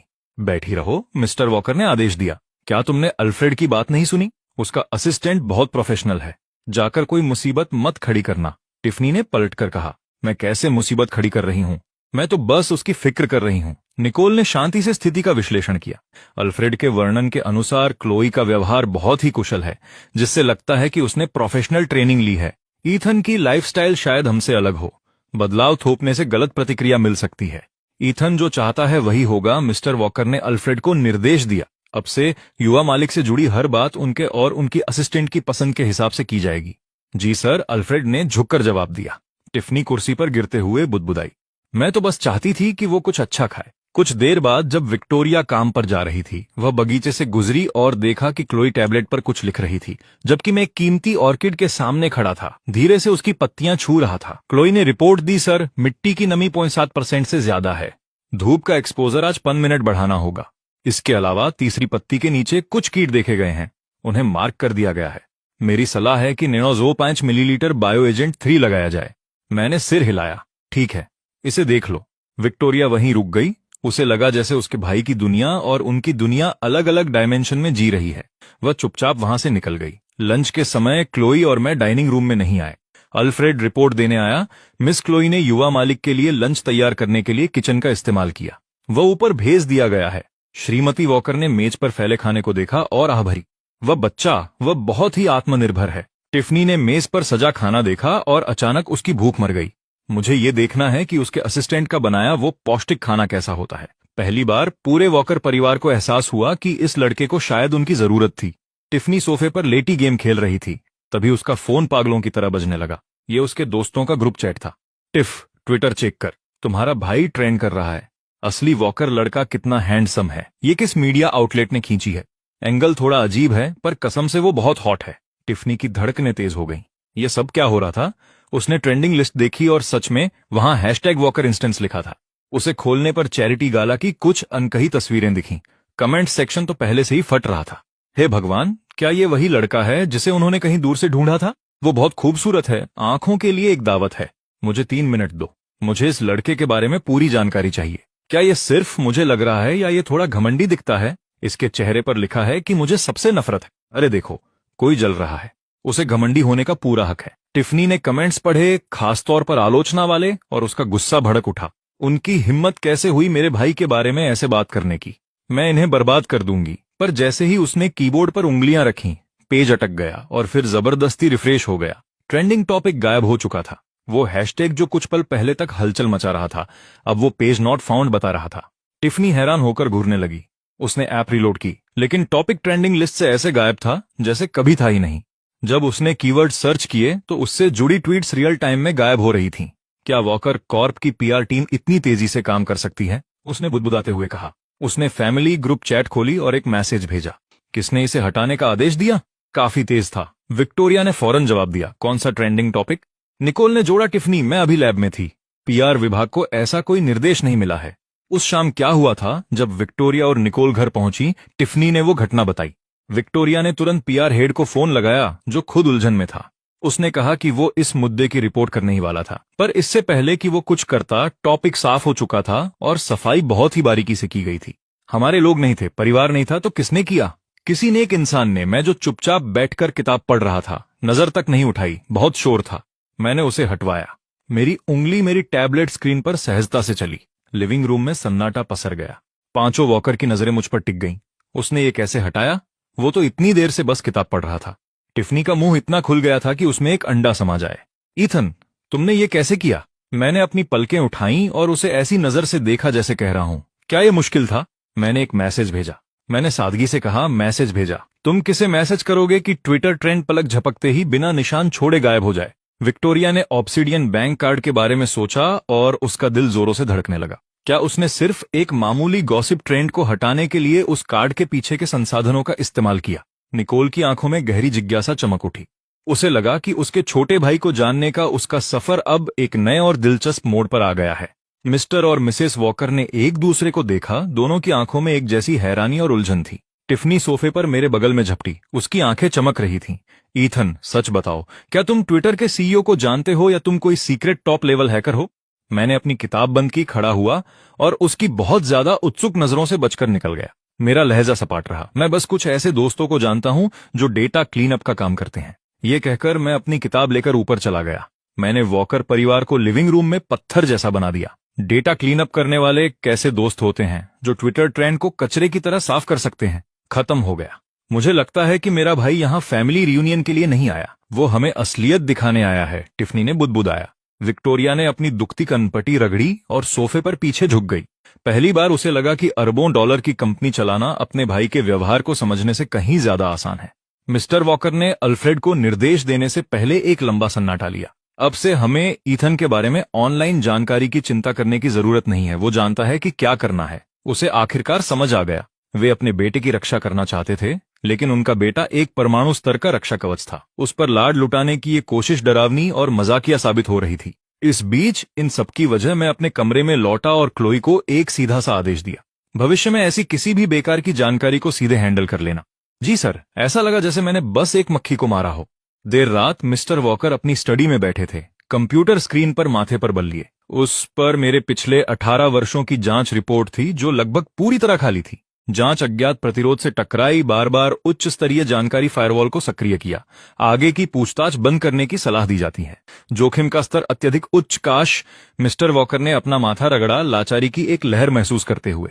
ये बेतुका था कि वॉकर परिवार के मुख्य संसाधनों को जुटाने के बाद भी कुछ पता नहीं चल सका। पिछले कुछ दिनों की घटनाओं ने साफ कर दिया था कि उनका लंबे समय से खोया बेटा कोई साधारण व्यक्ति नहीं था। स्टडी के दरवाजे पर हल्की दस्तक हुई। डैड, अभी भी जाग रहे हो? विक्टोरिया अंदर आई, गर्म दूध का गिलास लिए हुए। अभी भी ईथन के अतीत के बारे में देख रहे हो? कुछ नहीं मिल रहा। ऐसा लगता है जैसे जानबूझकर सब मिटा दिया गया है। काश। विक्टोरिया ने मेज पर दूध रखा, उसके चेहरे पर गंभीरता थी। डैड, मैं सहमत हूं। ईथन जितना दिखता है उससे कहीं ज्यादा गहरा है। वो कार्ड मैंने बाद में हमारे सर्कल के एक सीनियर व्यक्ति से चुपचाप पूछा था। उसने इशारा किया कि वो एक ट्रांसेंडेंट लेवल पास है और उसका धारक अकल्पनीय शक्ति रखता है। मिस्टर वॉकर का दिल धड़कना भूल गया। उन्होंने धुंधला सा इस अवधारणा के बारे में सुना था, जो एक ऐसे छिपे हुए सर्कल का प्रतिनिधित्व करता है जो वास्तव में आम समाज के नीचे से दुनिया को नियंत्रित करता है। और उसकी असिस्टेंट क्लोई, उसका पोस्चर और हरकतें, पूरी संभावना है कि वो किसी टॉप टियर सुरक्षा फर्म से है या उससे भी अधिक विशिष्ट पृष्ठभूमि रखती है। पिता और पुत्री सन्नाटे में डूब गए। तो वॉकर परिवार एक ऐसी चीज वापस ले आया है। विक्टोरिया को समझ नहीं आया कि कौन सा शब्द इस्तेमाल करे। डैड, मैंने कभी कल्पना नहीं की थी कि वो ये सब साल कैसे बिताएगा जब वो दूर था। चाहे वो कोई भी हो, वो हमारा बेटा है। अगर वो बात नहीं करना चाहता तो हम नहीं पूछेंगे। अगर उसे परिवार चाहिए तो हम उसका परिवार बनेंगे। टिफनी, निकोल और मैं भी ऐसा ही महसूस करते हैं। बस ये लगता है कि हमारे पास उसकी मदद करने के लिए कुछ नहीं है। तब हम उसके पीछे बिना शर्त खड़े रहेंगे जब उसे हमारी जरूरत होगी। अगर वो एक साधारण इंसान बनना चाहता है तो हम उसके साथ साधारण तरीके से पेश आएंगे। अगली सुबह नाश्ते पर सबने मुझे एक जटिल विस्मय के साथ देखा। मैंने अपने चम्मच रखे और मिस्टर वॉकर को देखा। मैं आज बाहर जाना चाहता हूं। कहाँ? क्या मैं ड्राइवर को तुम्हारे साथ भेजूं? नहीं, अपनी बहन को साथ ले जाओ। विक्टोरिया तुरंत सीधी होकर बैठ गई। मैंने अपना सिर हिलाया। जरूरत नहीं है, क्लोई ड्राइव करेगी। ठीक है, सुरक्षित रहना। जल्दी वापस आना, मिस्टर वॉकर ने कहा। उनकी बातों में कोई वास्तविक अधिकार नहीं था। आखिरकार उनका बेटा शायद पूरी वॉकर सुरक्षा टीम से कहीं ज्यादा सक्षम था। क्लोई और मेरे जाने के बाद ही परिवार अंततः रिलैक्स हुआ। हाँ, ईथन के साथ नाश्ता करना डैड के साथ बोर्ड मीटिंग से कहीं ज्यादा तनावपूर्ण है। टिफनी ने फुसफुसाया। मिस्टर वॉकर ने उसे घूरा, लेकिन गुप्त रूप से सहमत थे। उन्होंने खिड़की के बाहर उस दिशा में देखा जहां उनका बेटा गया था। उनके दिल में सदमा और गर्व का मिला जुला एहसास था। कुछ घंटों बाद क्लोई और मैं घर लौट आए। मैं एक सादा काला गिफ्ट बॉक्स लिए हुए था और क्लोई के साथ सीधे ऊपर चला गया। मेरे वापस आने के कुछ ही मिनटों बाद निकोल दरवाजा धकेलते हुए अंदर आई। उसकी आंखों के नीचे 2 भारी गहरे घेरे थे। उसने अपना बैग सोफे पर पटका। लानत हो, वो वापस आ गए। वो जिद्दी कमीने। निकोल, क्या हुआ? क्या कंपनी में कोई समस्या है? निकोल ने हताशा में अपने बालों में हाथ फेरा। वो हैकर्स फिर से आ गए। हमारे कंपनी के मुख्य सर्वर पर हमला कर रहे हैं। टेक विभाग के बेवकूफ उन्हें रोक नहीं पा रहे हैं। कंप्यूटर गंदी चाल चल रहा था और ये पहली बार नहीं था कि उन्होंने हैकर्स का इस्तेमाल किया हो। वो पहले उन्हें रोक चुके थे, लेकिन इस बार हमलावरों ने साफ तौर पर विशेषज्ञों को काम पर रखा था। क्या तुमने पुलिस को फोन किया? हाँ, लेकिन बेकार है। जब तक विशेषज्ञ यहां पहुंचेंगे बहुत देर हो चुकी होगी। अगर हमारा डेटा इस बार लीक या नष्ट हो गया तो कंपनी खत्म हो जाएगी। विक्टोरिया ने भौहें सिकोड़ी। क्या तुम्हें कॉर्पोरेट टेक डिवीजन से मदद चाहिए? निकोल ने अपना लैपटॉप लपक लिया। उसकी उंगलियां ट्रैक पैड पर दौड़ रही थीं, लेकिन स्क्रीन पूरी तरह लाल हो चुकी थी, जिस पर एक बड़ी चेतावनी और काउंटडाउन टाइमर चमक रहा था। बहुत देर हो चुकी है। उनका हमला बहुत शक्तिशाली है। सब खत्म हो गया। इस बार वाकई सब खत्म है। लिविंग रूम में माहौल बेहद तनावपूर्ण था। एक ठंडी आवाज हवा में गूंजी। निकोल, क्या मैं देख सकता हूं? सब उस आवाज की तरफ मुड़े और मुझे सीढ़ियों के ऊपर खड़ा शांति से उन्हें देखते हुए पाया। निकोल चौंक गई, फिर उसने एक फीकी मुस्कान दी। ईथन, ये कुछ भी नहीं है, मैं इसे संभाल लूंगा। मैं आगे बढ़ा। मेरी नजरें स्क्रीन पर दिख रही उस लाल चेतावनी पर टिकी थीं। ये वायरस जाना पहचाना लग रहा है। पूरा परिवार हैरान था, पर मैंने उनकी हैरानी की परवाह नहीं की। मैंने निकोल की तरफ हाथ बढ़ाया। अपना लैपटॉप मुझे दो। जैसे किसी वश में हो, निकोल ने इसे थमा दिया। जैसे ही दिया, उसे पछतावा हुआ। भला इथन इस बारे में क्या जानता होगा? ये बस खिलवाड़ था। मैंने लैपटॉप लिया, सोफे पर बैठा और उसे अपनी गोद में रख लिया। मैंने उंगलियां कीबोर्ड पर रखीं, पर तुरंत नहीं चलाया, बल्कि मैंने निकोल की तरफ मुड़कर पूछा, क्या कोई बैकअप एडमिन की है? एक सत अल्फा नो डेल्टा। निकोल ने अनजाने में ही अक्षरों की एक लड़ी दोहरा दी। एक्स सेबेनाई दी तू यही बैकअप की है। मैंने सिर हिलाया और मेरी उंगलियां चलने लगीं। मेरी चालें तेज नहीं थीं। मेरे पोरों ने कीबोर्ड पर एक क्रिस्प सधे हुए रिदम से टैप किया। स्क्रीन पर डरावनी लाल चेतावनी और अजीब कोड मेरी कमांड्स डालते ही आंखों के सामने गायब होने लगे। शुरुआत में निकोल गले में दिल लेकर देख रही थी। एक गलत कदम से पूरा सिस्टम क्रैश हो सकता था, लेकिन देखते ही देखते उसका मुंह खुला का खुला रह गया। ये न तो सी प्लस था, न ही पाइथन। इसका स्ट्रक्चर इतना अजीब और अनोखा था। आखिर ये कोडिंग स्टाइल कहां से आया? 3 मिनट से भी कम समय में सिस्टम इंटरफेस वापस नॉर्मल हो गया। मैंने तेजी से कुछ और लाइनें टाइप की और स्क्रीन पर एक जटिल नेटवर्क टोपोलॉजी उभर आई, जिसमें एक लाल बिंदु घबराकर भागने की कोशिश कर रहा था। ट्रेस हो गया, मैंने कहा, फिर आखिरी कमांड डालकर एंटर दबा दिया। स्क्रीन पर लाल बिंदु एक ग्रे पैच में तब्दील होकर फट गया। लो, उनका मैन सर्वर कुछ देर के लिए ऑफलाइन हो गया। मैंने लैपटॉप बंद किया और पूरी तरह सन्न खड़ी निकोल को वापस थमा दिया। निकोल ने कड़कड़ाते कांपते हाथों से लैपटॉप लिया। लिविंग रूम में मौत जैसा सन्नाटा था। उसने पागलपन में सिस्टम लॉक्स चेक किए और अपने टेक हेड को फोन किया। फोन पर मैनेजर की आवाज खुश भी थी और घबराई हुई भी। मिस वॉकर, वायरस गायब हो गया है। जी हाँ, डेटा पूरी तरह सलामत है और हमने हमलावर को ट्रेस कर लिया है। ऐसा लगता है कि उन्होंने खुद को ही उड़ा लिया है। उनका पूरा नोट डाउन हो गया है। निकोल ने फोन रखा और अपने भाई को घूरने लगी, जो ऐसे शांत था जैसे उसने अभी अभी उसे एक गिलास पानी पिलाया हो। उसके दिमाग में हलचल मची थी। ईथन, तुम। उसकी जुबान अटक गई। वो वाक्य पूरा नहीं कर पा रही थी। मेरा लहजा बहुत साधारण था। मैं कभी बोर हो रहा था। प्रोग्रामिंग पर कुछ किताबें पढ़ ली थीं, बस कुछ किताबें पढ़ ली थीं। उसे लगा जैसे उसकी कंप्यूटर साइंस की 1 दशक की पढ़ाई पूरी तरह बेकार गई है। टिफनी उछलकर आई और मेरी बाहें पकड़ लीं। ईथन, तुम मेरे भाई हो। नहीं, तुम मेरे भगवान हो। मैं तुमसे प्यार करती हूँ। मैंने हल्का सा सिर हिलाया और चुपचाप हाथ छुड़ा लिया। इसकी जरूरत नहीं है। मिस्टर और मिसेज वॉकर और विक्टोरिया ये नजारा देख रहे थे। ये समझ नहीं आ रहा था कि क्या रिएक्शन दूं। उसने ये सब कब सीखा? जब मैं ऊपर जाने लगा, निकोल ने मेरी पीठ देखी और बुदबुदाई। मुझे लगता है कि वॉकर परिवार ने अभी अभी किसी ऐसे इंसान को पैदा किया है जो दुनिया बदल देगा। विक्टोरिया ने मन में सोचा, मुझे लगता है कि ये वाकई मुमकिन है। उधर वो इंसान जो दुनिया बदलने वाला था अपने कमरे में गया और क्लोई को एक शांत आदेश दिया। अभी जो वायरस का वेरिएंट आया था, मुझे उसका कोड भेजो। ये थोड़ा दिलचस्प है। जी सर। निकोल लिविंग रूम में टहलती रही, लैपटॉप को ऐसे पकड़कर जैसे वो कोई दुआ मिली हो, बड़बड़ाते हुए। इसका कोई मतलब ही नहीं बनता। उस डिक्रिप्शन कोड का स्ट्रक्चर मौजूदा फ्रेमवर्क्स को पूरी तरह चुनौती देता है। विक्टोरिया, क्या तुमने वो देखा? मेरा भाई, बस 3 मिनट, सिर्फ 3 मिनट। विक्टोरिया टहलते टहलते चक्कर आने लगा था। उसने थकी हुई आवाज में जवाब दिया। मैंने देखा। निकोल टिफनी की तरफ मुड़ी। उसकी आवाज उत्साह से भरी थी। वो स्कॉर्पियन था। वो दुनिया के टॉप हैकिंग ग्रुप्स में से एक है। हमारी कंपनी की बेस्ट टेक टीम ने 3 दिन रात काम किया और कुछ नहीं कर पाए। ईथन ने इसे 3 मिनट में कर दिया और बोनस में उनका होम बेस भी उड़ा दिया। ये कैसे सिर्फ कुछ किताबें पढ़ने से हो सकता है? मिस्टर वॉकर ने अपनी चाय का प्याला पकड़ा। हाथ हल्के कांप रहे थे। उन्होंने पिता वाली गरिमा बनाए रखने की कोशिश की। शायद ईथन के पास इस तरह की चीजों के लिए कोई खास टैलेंट है। कोई खास टैलेंट? ये तो पूरी तरह अलग लीग है। ये तो पूरी तरह कुचलने जैसा है। पापा, आप नहीं समझेंगे, निकोल चिल्लाई। मिसेज वॉकर चिंता से ऊपर देखने लगी। क्या तुम्हें लगता है ईथन थक गया होगा? उसने अभी अभी दिमाग का इतना इस्तेमाल किया है। निकोल, अब समझ आया कि हमारा भाई कितना कमाल का है ना? मैंने कहा था ना कि उसके प्रोफेशन को अपनी हॉबी से चैलेंज मत करो, टिफनी ने इतराते हुए कहा। तुम सही कह रही हो टिफनी, मैं ही संकीर्ण सोच रही थी। निकोल ने माना। वो अपने भाई को अब एक टेक गीक की अपने मास्टर के प्रति शुद्ध आराधना से देख रही थी। हाँ, मेरा भाई तो छिपे हुए हुनर का भंडार है। तभी मैं नीचे आया, लग रहा था जैसे बाहर जा रहा हूँ। मैं थोड़ा बाहर जा रहा हूँ। ओ ईथन, तुम बाहर जा रहे हो? क्या राइड चाहिए या कुछ और चाहिए? क्या latest top of the line computer? Server? मैं दर्जनों मंगवा सकती हूँ। निकोल असामान्य रूप से उत्साहित थी। मैं रुका, उसके अचानक इतने जोश को देखकर हैरान था। फिर मैंने सिर हिलाया। जरूरत नहीं है, मैं बस कुछ खरीदने बाहर जा रहा हूँ। ओह, क्या खरीदने? क्या खरीद रहे हो? मैं साथ चलूंगी। निकोल ने जिद की। अपनी बहन को साथ जाने दो।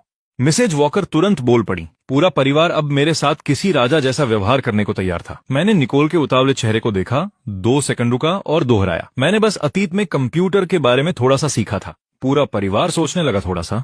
तुम इसे थोड़ा कहती हो? निकोल के होंठ फड़फड़ाए और वो मुस्कुराने की कोशिश करने लगी। ईथन, तुम बहुत विनम्र हो। अगर वो थोड़ा था तो हम सब तो कंप्यूटर के मामले में अनपढ़ हैं। मुझे उनका उत्साह समझ नहीं आया और मैंने शांति से कहा कि ऑर्गेनाइजेशन की डिफेंस आर्किटेक्चर में 3 साफ कमियां थीं। उनका फायदा उठाना मुश्किल नहीं था। साफ कमियां? मुश्किल नहीं। हमारे टेक डिपार्टमेंट ने दिन रात एक कर दिए पर उन्हें नहीं ढूंढ पाए। ईथन, क्या तुम थोड़ा विस्तार में बता सकते हो? पोर्ट आटोहात्सु पर बफर ओवरफ्लो, साथ में स्टैक प्रोटेक्शन को बाईपास करने के लिए डबली लिंक्ड लिस्ट। और फिर निकोल ने जल्दी से फोन निकाला और नोट्स लेने लगी। जैसे जैसे वो सुन रही थी उसकी आंखें चमकती जा रही थीं। बेहद शानदार। अच्छा, ऐसे भी किया जा सकता है। मैंने ये क्यों नहीं सोचा? जब तक उसने नोट्स पूरे किए और ऊपर देखा, क्लोई और मैं दरवाजे से बाहर जा चुके थे। निकोल ने अपना फोन पकड़ा और परिवार से उत्साह में कहा, सुना तुमने? ईथन की ये कुछ बातें किसी बड़ी दौलत से कम नहीं है। नहीं, ये तो अनमोल है। क्या वाकई ये इतना कमाल का है? कमाल का तो क्या, इससे भी बढ़कर इसके साथ हमारी कंपनी देश का बेस्ट फायरवॉल बना सकती है। नहीं, दुनिया का। विक्टोरिया ने अपनी कफलिंग ठीक करते हुए हल्के से कहा, अब से अगर परिवार में कोई भी टेक्निकल प्रॉब्लम हो तो हम सीधे ईथन के पास जा सकते हैं। सिर्फ टेक्निकल ही नहीं, निकोल बोली। अब उसे अपने भाई पर आंख मूंद कर भरोसा था। मुझे लगता है कि अगर कंपनी बर्बाद भी होने वाली हो तो ईथन उसे आसानी से बचा सकता है। क्या इसका मतलब ये है कि अगली रेस के दौरान अगर मेरा इंजन खराब हुआ तो मैं ईथन से पूछ सकती हूँ?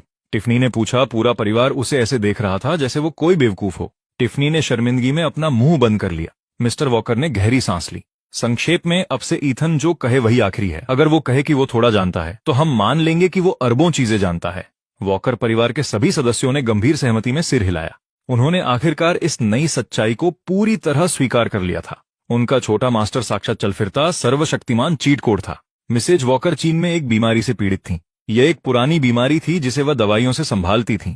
उस दोपहर बगीचे में दोस्तों के साथ चाय पीते समय उनका चेहरा अचानक सफेद पड़ गया। उन्होंने सीने को जकड़ा और सांसों के लिए तड़पते हुए गिर पड़ी। मैडम, जल्दी उनकी दवा लाओ।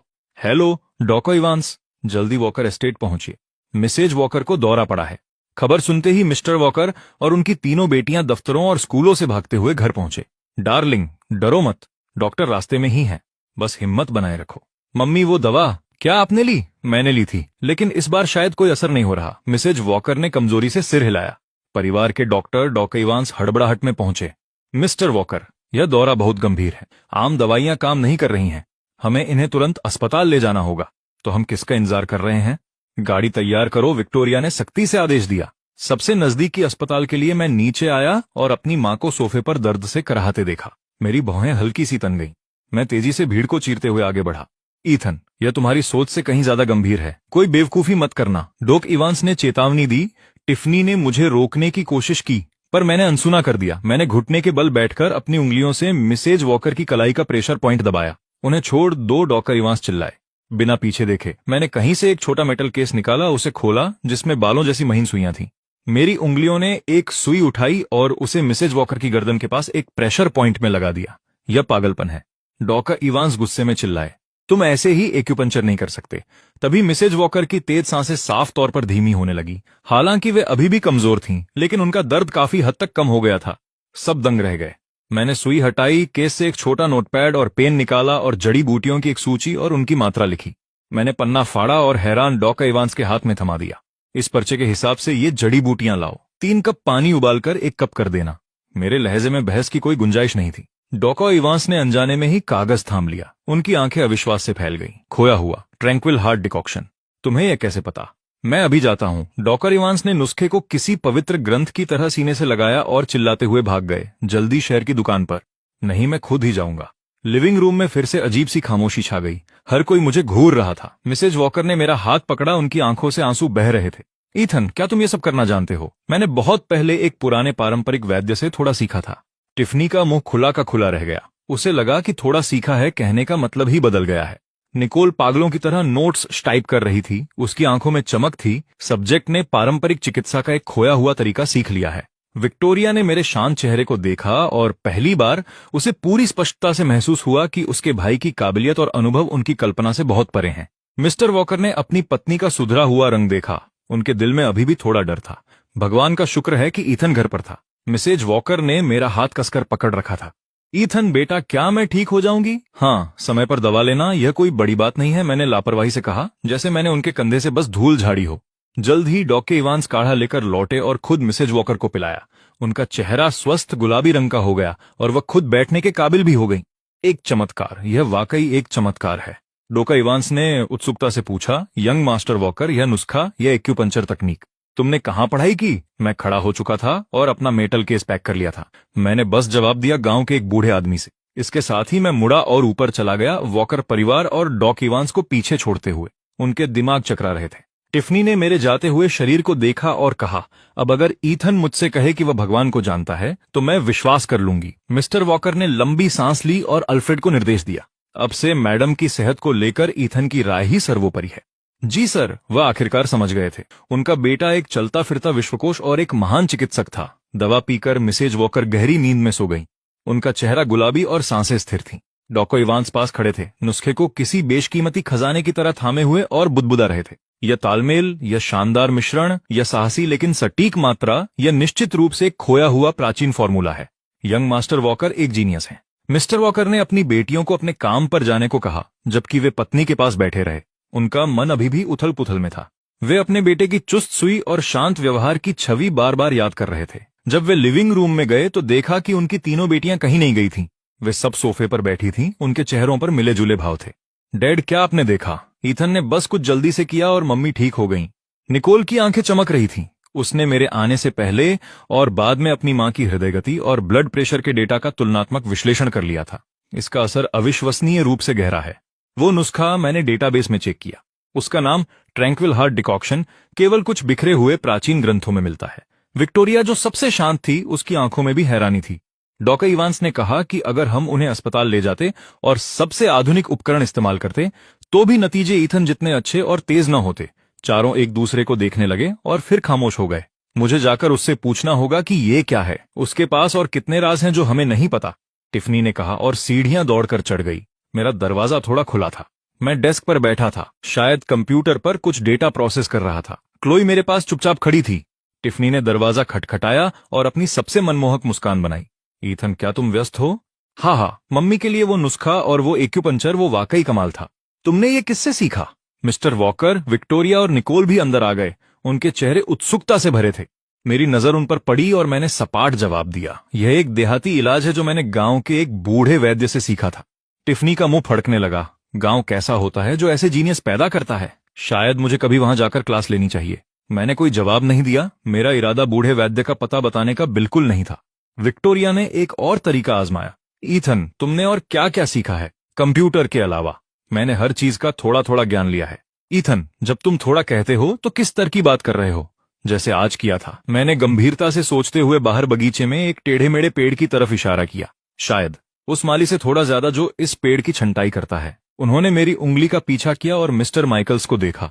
दुनिया भर में मशहूर वनस्पति शास्त्री, जिन्हें मिस्टर वॉकर ने विदेश से बड़ी रकम देकर बुलाया था, एक कीमती बोनसाई पेड़ की छंटाई कर रहे थे। कहा जाता था कि मिस्टर माइकल्स अपने क्षेत्र के दिग्गज थे। दिग्गज से ज्यादा जानना वो थोड़ा है। टिफनी को लगा उसका दम घुट रहा है। मिस्टर वॉकर ने लंबी सांस ली और पूछना बंद कर दिया। वह आखिरकार समझ गए थे। उसके बेटे के लिए थोड़ा का मतलब एक्सपर्ट लेवल था और देहाती इलाज का मतलब एक खोई हुई कला थी। ईथन, आज मां को बचाने के लिए शुक्रिया। मैंने सिर हिलाया। बिल्कुल, मेरा रवैया उतना ही सहज था जैसे मैंने उन्हें बस एक गिलास पानी दिया हो।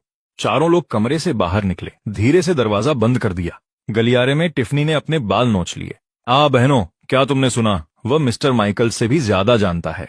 मिस्टर माइकल्स एक पेड़ छांटने के लिए जितने पैसे लेते हैं उतने में मैं स्पोर्ट्स कार खरीद लूं। निकोल की आंखें ठहर गईं। वह बुदबुदाई। मुझे शक होने लगा है कि जब ईथन गांव कहता है तो शायद उसका मतलब धरती पर छिपी किसी उन्नत सभ्यता से है। विक्टोरिया ने अपनी कनपटी रगड़ी। अब से ईथन चाहे कुछ भी कहे या करे, हमें हैरान नहीं होना है। मिस्टर वॉकर ने गंभीर होकर सिर हिलाया। हाँ, मुझे जल्दी ही इस बात की आदत डालनी होगी कि मेरा बेटा देहाती उपचारों का सर्वशक्तिमान मास्टर है। नीचे डॉक्टर इवांस अभी भी उस नुस्खे की पूजा कर रहे थे। मिस्टर वॉकर को देखकर वे दौड़ पड़े। मिस्टर वॉकर, यंग मास्टर कहाँ हैं? मैं उनका चेला बनना चाहता हूँ। नहीं, बस उन्हें काम करते हुए देखने और सीखने का मौका मिल जाए, वही काफी है। डॉक्टर इवांस, शांत हो जाइए। यह बस एक देहाती इलाज था। डॉक इवांस ने सोचा, देहाती इलाज? किस तरह का देहाती इलाज किसी को मौत के मुंह से वापस ला सकता है? वॉकर परिवार को फिर से गहराई से समझ आया कि उनके और मेरे बीच बहुत बड़ी मानसिक दूरी थी। मुल्होलैंड ड्राइव के बेस पर भीड़ दहाड़ रही थी। आज रात की कैनियन रोड रेस ने अनगिनत दर्शकों को आकर्षित किया था। पूरा वॉकर परिवार वहां मौजूद था। एक प्रतियोगी के रूप में टिफनी अपने हुनर दिखाने के लिए बेताब थी, खास तौर पर अपने हाल ही में लौटे भाई ईथन के सामने, ताकि वह अपनी बड़ी बहन वाली धाक जमा सके। हम सड़क के किनारे दर्शक क्षेत्र में बैठे थे। सामने एक बड़ी स्क्रीन रेस को लाइव दिखा रही थी। स्क्रीन पर टिफनी की कस्टम पिंक स्पोर्ट्स कार साफ दिख रही थी। उसने घुमावदार पहाड़ी सड़क पर महारत से कार दौड़ाई। इंजन की दहाड़ स्पीकरों से गूंज रही थी और भीड़ तालियां बजा रही थी। टिफनी की ड्राइविंग जबरदस्त है, वह जीत जाएगी, निकोल ने अपनी बहन पर भरोसा जताते हुए कहा। लेकिन श्रीमती वॉकर के चेहरे पर चिंता साफ थी और उन्होंने अपनी ड्रेस को कसकर पकड़ लिया। ये बच्ची, इसे बस इन खतरनाक चीजों का ही शौक है। मैं बहुत घबरा रही हूं। मिस्टर वॉकर का चेहरा शांत था, लेकिन उनकी नजरें स्क्रीन पर टिकी थीं। विक्टोरिया समय समय पर अपनी मां को दिलासा दे रही थी। उसकी खुद की नजरें भी स्क्रीन पर चल रही गुलाबी स्पोर्ट्स कार से नहीं हट रही थीं। मैं कोने में बैठा टैबलेट पकड़े हुए था। ऊपर से तो लग रहा था कि मैं यूं ही कुछ देख रहा हूं, पर असल में मैं रेस का रियल टाइम डेटा मॉनिटर कर रहा था। क्लोई मेरे बगल में चुपचाप खड़ी थी। मेरी पर्सनल असिस्टेंट के तौर पर वह बहुत कम बोलती थी, लेकिन वह हमेशा मेरी जरूरत को पहले ही भांप लेती थी। रेस के आधे रास्ते में स्क्रीन पर दिख रही तस्वीर अचानक जोर से हिलने लगी। वह गुलाबी स्पोर्ट्स कार जो सबसे आगे चल रही थी, एक तीखे मोड़ पर सामने से आते बेकाबू ट्रक से टकरा गई। स्क्रीन पर अचानक तेज हेडलाइट्स भर गईं और भीड़ की चीख निकल गई। स्क्रीन पर यह क्या हो रहा है? टिफनी ने स्टीयरिंग घुमाया और कार सीधे गार्डरेल से जा टकराई। धातु के चीखने और एक जोरदार टक्कर के साथ कार पहाड़ी से नीचे गिर गई। कैमरा तुरंत होस्ट के घबराए हुए चेहरे पर वापस चला गया। श्रीमती वॉकर की आंखों के सामने अंधेरा छा गया और वह लगभग बेहोश हो गई। मां विक्टोरिया ने जल्दी से उन्हें थाम लिया। एम्बुलेंस को फोन करो। वहां भगदड़ मच गई और वॉकर परिवार बदहवास हो गया।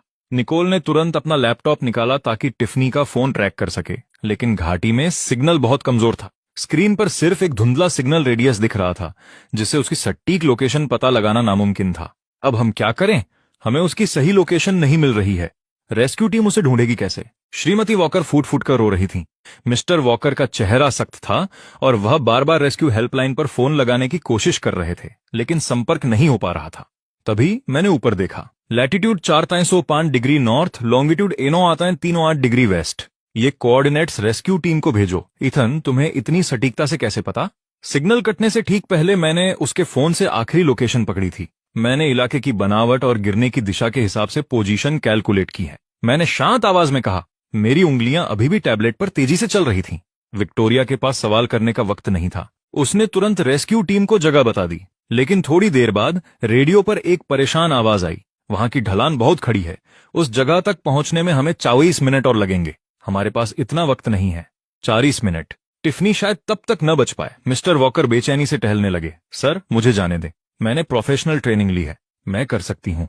क्लोई ने, जो आमतौर पर बहुत शांत रहती थी, खुद को पेश किया, जिसे सुनकर सब हैरान रह गए। मैंने उसकी तरफ देखा। मेरी भौहें हल्की सी तन गई। वॉकर परिवार में आने के बाद पहली बार मैंने अपनी भावनाओं को इतना साफ जाहिर किया था। ये बहुत खतरनाक है। मुझे पता था कि क्लोई कुशल है, लेकिन रात का अंधेरा, खड़ी ढलान और जोखिम बहुत ज्यादा था। मेरी आवाज में छिपी फिक्र ने वॉकर परिवार को हैरान कर दिया। मैं तो हमेशा इतना शांत और अलग रहता था, कभी अपनी भावनाएं इतने खुले तौर पर नहीं दिखाई। सर, मिस टिफनी की हालत गंभीर है, हम और इंतजार नहीं कर सकते, क्लोई ने जोर देकर कहा। उसकी आंखें दृढ़ और पक्की थीं। मैंने एक पल सोचा और फिर सिर हिला दिया। ठीक है, मैं तुम्हें रियल टाइम में गाइड करूंगा, अपना ख्याल रखना। मैंने तुरंत उसे फोन पर सबसे सही रास्ता भेज दिया। मेरी उंगलियां हल्की सी ठंडी हो रही थीं। शुक्रिया, क्लोई ने कहा। वह तुरंत मुड़ी। मैं ध्यान रखूंगी। अंधेरे का फायदा उठाकर वह फुर्ती से ढलान पर उतरने लगी। मैं स्थिर खड़ा रहा। मेरी नजरें उसी दिशा में टिकी थी जहां वह गई थी। ईथन आज से पहले किसी के लिए इतना परेशान कभी नहीं हुआ। विक्टोरिया ने गौर से मेरे तनावपूर्ण चेहरे को देखते हुए कहा। हर सेकंड एक युग की तरह बीत रहा था। दर्शक जा चुके थे, सिर्फ परेशान वॉकर परिवार बचा था। श्रीमती वॉकर लगातार प्रार्थना कर रही थी। मिस्टर वॉकर इधर उधर टहल रहे थे और निकोल अपने फोन पर क्लोई के जीपीएस सिग्नल को एकटक देख रही थी। आधे घंटे से ज्यादा वक्त के बाद आखिरकार रेडियो पर क्लोई की आवाज आई। मिस टिफनी को होश है, मैं उसे ऊपर लेकर आ रही हूँ। 10 मिनट और बीते तब कहीं जाकर ढलान के नीचे 2 आकृतियां दिखाई दी। क्लोई टिफनी को सहारा दिए हुए थी। उसके कदम लड़खड़ा रहे थे, पर वह अभी भी मजबूती से उसे थामे हुए थी। टिफनी का चेहरा सफेद पड़ गया था, माथे से खून बह रहा था और उसका बायां हाथ अजीब तरह से लटक रहा था। साफ था कि वह बुरी तरह घायल थी। टिफनी, श्रीमती वॉकर आगे दौड़ पड़ी और अपनी बेटी को गले लगाकर खुशी के आंसू बहाने लगी। रेस्क्यू टीम उसी वक्त पहुंची और तुरंत टिफनी के जख्मों की जांच शुरू की। शुरुआती जांच में बायां हाथ टूटा हुआ पाया गया, कई जगह अंदरूनी चोटें थीं और हल्का कंचन था। उन्होंने उसे स्ट्रेचर पर लिटाया और एम्बुलेंस में डाल दिया। मैं जल्दी से क्लोई के पास पहुंचा और गौर किया कि उसकी पैंट पर खून का बड़ा गहरा धब्बा फैल रहा था। जैसे ही वह लड़खड़ाई, मैंने उसे सहारा दिया। क्लोई ने एक हल्की सी मुस्कान दी। सर, मैं ठीक हूं, चिंता न करें। इससे पहले कि वह पूरी बात कह पाती, उसकी आंखों के आगे अंधेरा छा गया और वह गिर पड़ी। मैंने फुर्ती से उसे अपनी बाहों में थाम लिया। मैंने उसकी पैंट ऊपर की और देखा कि जांघ पर एक लंबा गहरा जख्म था जिससे लगातार खून बह रहा था। जल्दी इसे एम्बुलेंस में ले जाओ, मैंने चिल्लाते हुए कहा। क्लोई को थामे हुए मेरी आवाज में ऐसी हताशा थी जो मैंने पहले कभी नहीं दिखाई थी। अस्पताल के इमरजेंसी रूम में इलाज के बाद डॉक्टर बाहर आए और उनका चेहरा बहुत गंभीर था। डॉक्टर, वे कैसी हैं? मिस टिफनी के जख्म जानलेवा नहीं हैं, लेकिन मिस क्लोई का खून बहुत बह गया है। अस्पताल में ओ नेगेटिव ग्रुप की कमी है। हमें कोई गैर रिश्तेदार डोनर चाहिए। खून की कमी? आप खून की कमी कैसे कह सकते हैं? ये इमरजेंसी है। क्या कोई गैर रिश्तेदार डोनर है जिसका ब्लड ग्रुप ए है? श्रीमती वॉकर, विक्टोरिया और निकोल तीनों ने कहा कि उनका ब्लड ग्रुप ए है। डॉक्टर ने कहा, मैं आप सबका ब्लड सैंपल लेता हूं। कुछ ही मिनट बाद रिपोर्ट डॉक्टर के हाथ में थी। उन्होंने रिपोर्ट देखी, उनकी आवाज में हैरानी थी। ये अजीब है, आप सभी क्लोई के खून के रिश्तेदार हैं। नियमों के मुताबिक सीधे रिश्तेदार एक दूसरे को खून नहीं दे सकते क्योंकि रिजेक्शन का खतरा होता है। तभी मैंने कहा, मेरा ब्लड ग्रुप RH नेगेटिव है, आप इमरजेंसी के लिए मेरा खून ले सकते हैं। मेरी बात किसी बिजली की कड़क की तरह थी जिसने पूरे इमरजेंसी रूम को सन्नाटे में बदल दिया। ईथन, तुमने क्या कहा? तुम RH नेगेटिव हो, हमारा पूरा परिवार O पॉजिटिव है। तुम कैसे हो सकते हो? विक्टोरिया की आवाज धीमी पड़ गई, लेकिन सब समझ गए कि इसका मतलब क्या था। श्रीमती वॉकर को कुछ याद आया, उनका चेहरा पीला पड़ गया। जब तुम पैदा हुए थे तब अस्पताल में बड़ी गड़बड़ हुई थी। हमारी प्रतिद्वंद्वी कंपनी ने दखल दी थी और बच्चे बदल दिए गए थे। हमने हमेशा सोचा कि वो एक लड़का था। हमने कभी दोबारा नहीं सोचा, लेकिन मैंने कभी ये कल्पना नहीं की थी। मैंने शांति से एक फाइल निकाली। उस साल के सारे सर्विलांस रिकॉर्ड और स्टाफ ट्रांसफर लिस्ट यहाँ है। हमारे दुश्मनों ने वॉकर परिवार को बर्बाद करने के लिए बच्चे का लिंग जाने बिना ही मुझे उठा लिया था। बाद में सबूत मिटाने के लिए उन्होंने DNA सैंपल तक बदल दिए थे, इसीलिए टेस्ट रिपोर्ट में सब मैच कर गया था। असली वॉकर औलाद क्लोई है। उन्होंने इसे मेरा असिस्टेंट बना दिया था ताकि वह हमेशा एक गुलाम की तरह जिंदगी जिए। इस खुलासे ने सबको गहरा सदमा दिया। श्रीमती वॉकर ने अस्पताल के बिस्तर पर बेहोश पड़ी क्लोई को देखा। उनकी आंखों से आंसू बह रहे थे। मेरी बेटी, तुमने इन सालों में कितना कुछ सहा है। इमरजेंसी ट्रांसफ्यूजन के बाद आखिरकार क्लोई खतरे से बाहर आई और उसे धीरे धीरे होश आया। जब उसे अपनी असली पहचान का पता चला तो उसने अपने बिस्तर के पास मौजूद परिवार को देखा। उसकी आंखें भर आईं। टिफनी, उसका हाथ स्लिंग में था। उसने क्लोई के बिस्तर की तरफ झुककर भर्राई आवाज में कहा, तो हम असली परिवार हैं। क्लोई ने धीमी मुस्कान दी और हल्का सा सिर हिलाया। टिफनी, जो बीत गया वो बीत गया। अगले कुछ दिनों तक वॉकर परिवार ने बारी बारी से क्लोई और टिफनी की देखभाल की। प्रतिद्वंद्वी कंपनी की साजिश पूरी तरह बेनकाब हो गई थी। मिस्टर वॉकर का गुस्सा 7वें आसमान पर था। जो कोई भी मेरे परिवार को छूने की हिम्मत करेगा, उसे इसकी कीमत चुकानी पड़ेगी। उनकी सारी क्रेडिट लाइन तुरंत बंद कर दो। मैं चाहता हूं कि 1 महीने के भीतर वे दिवालिया हो जाएं। कुछ दिनों बाद दोनों को अस्पताल से छुट्टी मिल गई। घर लौटते वक्त सूरज चमक रहा था। टिफनी ने कार में बैठे हुए अपने बगल में बैठी क्लोई को देखा और कहा, मैं अब कभी स्ट्रीट रेसिंग नहीं करूंगी। सच में एक बहन का होना मल्होलैंड ड्राइव की क्वीन होने से कहीं बेहतर है। वॉकर हवेली में सब कुछ अपनी पुरानी गर्माहट के साथ लौट आया था, बस एक नई रौनक के साथ। क्लोई आधिकारिक तौर पर वॉकर बेटी के रूप में परिवार का हिस्सा बन गई। मैं अभी भी वही शांत ईथन था, लेकिन जब मैं अपने परिवार को देखता तो मेरी आंखों में एक नई चमक होती। श्रीमती वॉकर ने अपनी दोनों बेटियों की सुरक्षित वापसी और परिवार के मिलन के जश्न के लिए शानदार दावत तैयार की थी। डाइनिंग टेबल पर टिफनी हमेशा की तरह चहकते हुए क्लोई से ढेरों सवाल पूछ रही थी। विक्टोरिया और निकोल भी अपनी खोई हुई बहन पर प्यार लुटा रही थीं। कुछ महीनों बाद वॉकर हवेली के बगीचे में गार्डनिया के फूल पूरे खिल चुके थे, जिनकी मीठी खुशबू हवा में घुली थी। मैं एक पत्थर की बेंच पर बैठा था। दूर मिसेज वॉकर को फूलों की कटाई में मदद करती क्लोई को देख रहा था। साधारण कपड़े पहने जिस कोमलता से उसकी उंगलियां पंखुड़ियों को छू रही थीं, वो किसी शांत चित्र जैसा था। ईथन, ठंडा ड्रिंक लो, ये ताजा निकाला हुआ तरबूज का जूस है। विक्टोरिया 2 गिलास लेकर आई और एक मुझे थमा दिया। उसकी हरकतें सौम्य थीं और उसकी आंखों में मेरे लिए गहरी चिंता थी।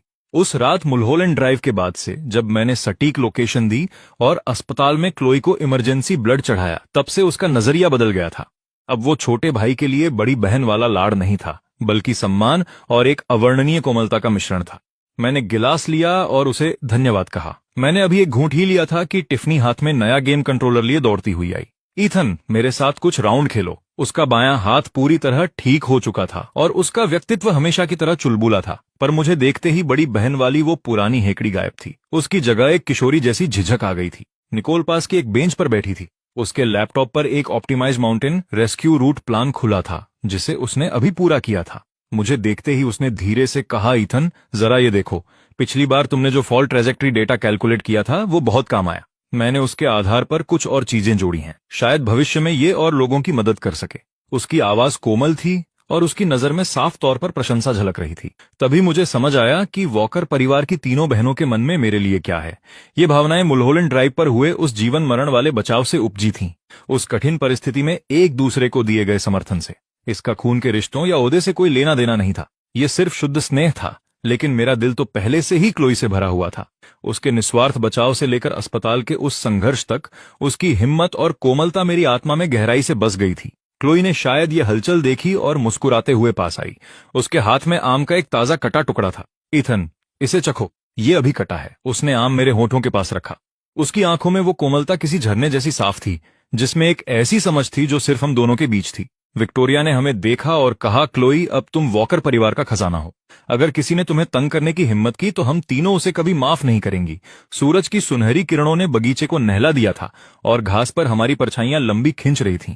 वक्त खामोशी से गुजरता गया और पलक झपकते ही कुछ महीने बीत गए। जो भावनाएं उन्होंने कभी दबाने की कोशिश की थीं, वो अब धीरे धीरे सामने आने लगी थीं, जो बहुत साफ तौर पर महसूस की जा सकती थीं। विक्टोरिया सौम्य बनी रही, लेकिन मेरे लिए उसकी चिंता अब और ज्यादा गहरी हो गई थी। जब भी क्लोई और मैं वॉकर हाउस जाते, वो हमेशा मेज पर मेरा पसंदीदा तरबूज का जूस तैयार रखती और स्टडी में मेरी दिलचस्पी वाली फाइनेंशियल मैगजीन रखी रहती। कभी कभी जब मिस्टर वॉकर और मैं काम की चर्चा करते, वो पास बैठकर खामोशी से सुनती, सही समय पर पानी का गिलास देती या किसी जरूरी जानकारी का जिक्र करती।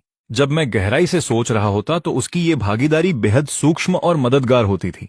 एक बार मैंने यूं ही जिक्र किया कि मुझे हाथ से बनी लकड़ी की सजावट पसंद है। कुछ ही समय बाद मेरे बुकशेल्फ पर लकड़ी की एक अनूठी नक्काशी दिखाई दी। विक्टोरिया ने बेपरवाही से कहा, मुझे ये खरीदारी के दौरान मिली और लगा कि ये बहुत अलग है तो ले ली। अगर तुम्हें पसंद हो तो इसे यहाँ रख लो। मैंने उसकी आंखों में उस पल के लिए जगी उम्मीद देखी और समझ गया, पर मैं सिर्फ मुस्कुरा पाया। उसे धन्यवाद दिया और वो सजावट क्लोई को दे दी। क्लोई को वो बहुत पसंद आई। वो उसे अपने हाथों में थामे रही। जब विक्टोरिया ने ये देखा तो उसकी आंखों की चमक एक पल के लिए फीकी पड़ गई। फिर उसकी सौम्य मुस्कान वापस आ गई। टिफनी का तरीका ज्यादा सीधा था, पर फिर भी संयमित। वो अब सिर्फ मुझे वीडियो गेम खेलने के लिए नहीं बुलाती थी, बल्कि मुझे अकेले में मिलने के लिए हर तरह के बहाने ढूंढती थी। एक दिन वो एक नया स्पोर्ट्स एरिना था जहां के बेहतरीन उपकरणों को वो मुझे आजमाना चाहती थी। अगले दिन उसे ड्राइविंग सीखनी थी और उसने मुझसे अपना इंस्ट्रक्टर बनने को कहा। जब भी हम मिलते वो पूरी तैयारी के साथ आती और हमेशा से ज्यादा बातूनी हो जाती। वो उत्साह के साथ अपनी जिंदगी के मजेदार किस्से सुनाती, या जब मैं गाड़ी चला रहा होता तो मुझे छिप छिप कर देखती। उसकी आंखें उस स्नेह से भरी थीं जिसे वो छिपा नहीं पा रही थी। एक बार ड्राइविंग प्रैक्टिस के दौरान हम एक मिठाई की दुकान के पास से गुजरे। उसने अंदर जाकर आइसक्रीम लेने की जिद की और खास तौर पर मेरा पसंदीदा चॉकलेट फ्लेवर चुना। जब उसने मुझे वो दिया तो उसकी उंगलियां हल्की गर्म थीं। यहाँ की आइसक्रीम कमाल की है, तुम्हें चखनी चाहिए। मैंने आइसक्रीम ली, उसके गालों पर लाली देखी और बस न देखने का नाटक ही कर सका। मैंने मुस्कुराकर ड्राइविंग तकनीकों पर बात शुरू कर दी, उसकी आंखों के भावों को जानबूझकर नजरअंदाज करते हुए। निकोल खामोश और संयमित बनी रही। उसकी भावनाएं उसके काम के प्रति समर्पण और बारीकियों पर ध्यान देने की आदत में दबी थीं। माउंटेन रेस्क्यू रूट ऑप्टिमाइजेशन के बाद से वो अक्सर काम पर चर्चा करने के लिए मुझे ढूंढती। वो मुझे लेटेस्ट रूट डेटा भेजती और उन हिस्सों को हाईलाइट करती जहां उसे कैलकुलेशन में मेरी मदद चाहिए होती। कभी कभी वो मेरे ऑफिस के पास की कॉफी शॉप में भी आ जाती और हम साथ बैठकर लैपटॉप पर तर्क वितर्क करते। उसकी नजरें केंद्रित होती और पेशेवर मामलों पर बात करते समय वो काफी साफ और स्पष्ट होती थी। लेकिन बीच बीच में जब वो खामोश होती और उसकी नजरें मुझ पर टिकती तो उनमें एक अदृश्य कोमलता होती थी। एक शाम हम देर तक बातें करते रहे और हल्की बारिश शुरू हो गई। उसने अपने बैग से छतरी निकाली और मुझे दे दी। बारिश तेज नहीं है, पर तुम्हें भीगना नहीं चाहिए। मैंने देखा कि छतरी के हैंडल पर मैट फिनिश थी, मेरी पसंदीदा, जिसे उसने साफ तौर पर खास मेरे लिए तैयार किया था। मैंने छतरी ली, धीरे से धन्यवाद कहा और मुड़कर देखा कि क्लोई पास ही अपनी छतरी लिए मेरा इंतजार कर रही थी। मैं तेजी से उसके पास गया, निकोल की छतरी बंद की, क्लोई के हाथ वाली छतरी ली और स्वाभाविक रूप से अपना हाथ उसके कंधे पर रख दिया। निकोल वहीं खड़ी होकर हमारे दूर जाने को देखती रही। उसने धीरे से अपना लैपटॉप बंद किया। उसके होठों पर छाई मुस्कान थोड़ी धुंधली पड़ गई। उनकी भावनाएं शुद्ध थीं, बिना किसी द्वेष या जलन के। बस उस स्नेह को व्यक्त करने के अलग अलग तरीके थे जो कभी खत्म नहीं हुआ था। इस सूक्ष्म कोशिश ने मुझे इतना स्पेस दिया कि मैं खुद को फंसा हुआ या असहज महसूस न करूं, लेकिन मेरे दिल का जवाब कभी नहीं बदला था। क्लोई की छवि मेरे हर विचार में बसी थी। उनकी हर दयालुता ने क्लोई के लिए मेरे प्यार को और साफ कर दिया था। क्लोई, जो काफी समझदार थी, उसने स्वाभाविक रूप से तीनों बहनों के बदलते व्यवहार को नोटिस कर लिया, लेकिन उसने कभी कोई घबराहट या शक जाहिर नहीं किया। वो सौम्य और शांत बनी रही। जब भी विक्टोरिया मेरी पसंद की कोई चीज बनाती, क्लोई मुस्कुराकर उसे लेती और विक्टोरिया की संवेदनशीलता की सच्ची प्रशंसा करती। जब टिफनी मुझे स्पोर्ट्स एरिना या ड्राइविंग प्रैक्टिस के लिए ले जाती, क्लोई मुझे सुरक्षित रहने की याद दिलाती और लौटने पर हमारी बातें उत्साह से सुनती। जब निकोल और मैं काम पर चर्चा करते, वो पास ही खामोशी से बैठकर किताब पढ़ती या हमारे लिए चाय तैयार करती। एक बार जब क्लोई और मैं अकेले थे, उसने धीरे से पूछा, ईथन, क्या तुमने नोटिस किया कि बहनें आजकल तुम्हारे प्रति थोड़ा अलग व्यवहार कर रही हैं? मैंने उसका हाथ पकड़ा और सीधे उसकी आंखों में देखा। लेकिन मेरे दिल में सिर्फ तुम हो, हमेशा से सिर्फ तुम ही रही हो। क्लोई की आंखों में एक सौम्य मुस्कान चमक उठी और उसने अपना सिर मेरे कंधे पर टिका दिया। मैं जानती हूं, मुझे तुम पर भरोसा है। अगले दिन मैंने क्लोई के साथ पहले ही प्लान बनाया और उसे काउंटी क्लर्क के ऑफिस ले गया। क्लोई पैसेंजर सीट पर बैठी उत्सुकता से बाहर के नजरों को उड़ते हुए देख रही थी। उसने धीरे से पूछा, ईथन, हम यहाँ क्या कर रहे हैं? मैंने उसका हाथ थामा, उसकी हथेली की ठंडक महसूस की। मेरी नजरें गंभीर और दृढ़ थीं। मैं हमारे नाम बदलना चाहता हूँ। क्लोई ठिठक गई। पलकें झपकाते हुए उसकी लंबी पलकें तितली के पंखों की तरह फड़फड़ा रही थीं। हमारे नाम बदलना? हाँ, मैंने सिर हिलाया। मेरी आवाज कोमल लेकिन मजबूत थी। तुम वॉकर परिवार की बेटी हो तो तुम्हें उनका नाम मिलना चाहिए। मैं तुम्हें क्लोई वॉकर बनाना चाहता हूँ, इस परिवार का हिस्सा, और मैं अपना सरनेम छोड़ना चाहता हूँ।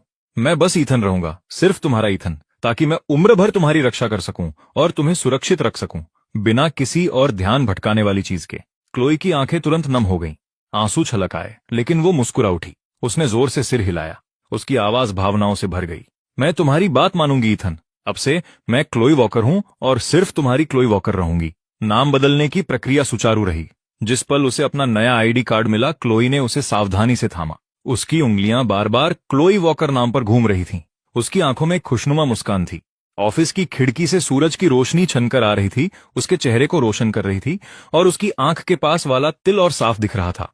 मैंने उसे अपनी बाहों में भर लिया और उसके माथे पर एक कोमल चुंबन किया। मैं उम्र भर सिर्फ तुम्हारा हूं। जब नाम बदलने की खबर वॉकर हाउस पहुंची तो मिसेज वॉकर मुस्कुराती ही रह गई। उसने क्लोई का हाथ थामकर सहलाया। क्लोई वॉकर, ये कितना प्यारा नाम है, हमारी बच्ची के लिए एकदम सही। मिस्टर वॉकर ने भी सिर हिलाया। उनकी आंखों में मेरी तरफ देखते हुए पूरी मंजूरी थी। हाँ ईथन, तुमने बहुत सोच समझकर फैसला किया। अब से तुम्हें क्लोई का बहुत ख्याल रखना है। डैड, चिंता मत कीजिए, मैं रखूंगा। हालांकि तीनों बहनों की प्रतिक्रिया कुछ मिलीजुली थी। विक्टोरिया ने हमें देखा। उसके चेहरे पर अभी भी एक कोमल मुस्कान थी, लेकिन उसकी आंखों में मायूसी की एक झलक दिखी। उसने पानी का अपना गिलास उठाया, एक घूंट भरा और धीरे से कहा, क्लोई ईथन, बधाई हो। नाम बदलना एक अच्छी बात है, बस मुझे अब तुम्हें क्लोई वॉकर कहने की आदत डालनी होगी। बोलते हुए उसने मुझे एक नजरिया दिया। उसकी आंखों में छिपे दुख को छुपा न सकी। निकोल ने धीरे से कहा, इसका अर्थ बहुत सुंदर है। मैं तुम दोनों के लिए शुभकामनाएं देती हूँ। लेकिन उसकी गोद में टिका हाथ खामोशी से मुट्ठी में बंद हो गया। मैं जानता था कि उन्होंने पूरी तरह से हार नहीं मानी थी। मुझे एक साफ लकीर खींचनी थी, क्लोई के भरोसे का सम्मान करने के लिए और तीनों बहनों को उनकी अपनी जिंदगी जीने देने के लिए। उस वीकेंड वॉकर परिवार ने डिनर पार्टी रखी। बगीचा रोशनी से सजा था और गार्डिनिया की शाखाओं पर लाल लालटेन लटक रही थीं, जो पूरे आंगन में गर्माहट बिखेर रही थीं। मिस्टर वॉकर ने अपना गिलास उठाया और मुस्कुराए। मैंने आज सबको यहाँ बुलाया है, पहला क्लोई और ईथन के नाम बदलने का जश्न मनाने के लिए, और दूसरा ताकि परिवार साथ में अच्छा वक्त बिता सके। सबने अपने गिलास उठाए। क्रिस्टल के टकराने की आवाज हंसी और खुशनुमा बातों के बीच पूरे बगीचे में गूंज रही थी। डिनर के बीच में मैंने अपना गिलास नीचे रखा, एक गहरी सांस ली और खड़ा हुआ। बड़ों, बहनों, मेरे पास घोषणा करने के लिए कुछ जरूरी है। सबकी नजरें मुझ पर टिक गईं। क्लोई, जो मेरे बगल में बैठी थी, उसने ऊपर देखा। उसकी आंखों में उलझन और उम्मीद का मिश्रण था। मैंने उसका हाथ थाम लिया। उसकी उंगलियां हल्की ठंडी थीं, पर उसने कसकर हाथ दबाया, मुझे हिम्मत देते हुए। मेरी नजरें वहां मौजूद हर किसी पर घूमी, अंत में तीनों बहनों पर आकर रुक गईं। तुम सबने मुझे जो प्यार और देखभाल दी, उसके लिए शुक्रिया। हमारी अजीब सी पहली मुलाकात से लेकर साथ बिताए हर पल तक मैंने तुम्हारी दयालुता, सच्चाई और कोमलता को देखा और सहेजा है। विक्टोरिया, तुमने हमेशा चुपचाप मेरी पसंदीदा चीजें तैयार की और जब डैड और मैं काम की बात करते तो मुझे चालाकी से जरूरी जानकारी की याद दिलाई। तुम्हारी समझदारी और गरिमा ने मुझे परिवार की गर्माहट महसूस कराई। मैंने विक्टोरिया की तरफ देखा, उसकी आंखें हल्की लाल थीं और उसके हाथ में शराब का गिलास कांप रहा था। तुमने मुझे इतनी सारी नई चीजों से रूबरू कराया, स्पोर्ट्स एरिना से लेकर ड्राइविंग प्रैक्टिस तक। तुमने मेरी जिंदगी में बहुत मजा भरा है। तुम्हारी ऊर्जा और ईमानदारी एक छोटे सूरज की तरह है जो अपने आसपास के हर इंसान को गर्माहट देती है। टिफनी ने नजरें झुका लीं, उसकी लंबी पलकों ने उसकी आंखों के भावों को छिपा लिया और उसके कंधे हल्के से कांप रहे थे। निकोल, तुम हमेशा पेशेवर मामलों पर चर्चा करने के लिए काम का बहाना बनाती थी। मैं तुम्हारे फोकस और तुम्हारे कोमल स्वभाव का बहुत सम्मान करता हूँ। निकोल ने अपनी आंखों की नमी छिपाने के लिए हाथ से बालों को ठीक किया। मैं आप सभी का बेहद शुक्रगुजार हूँ।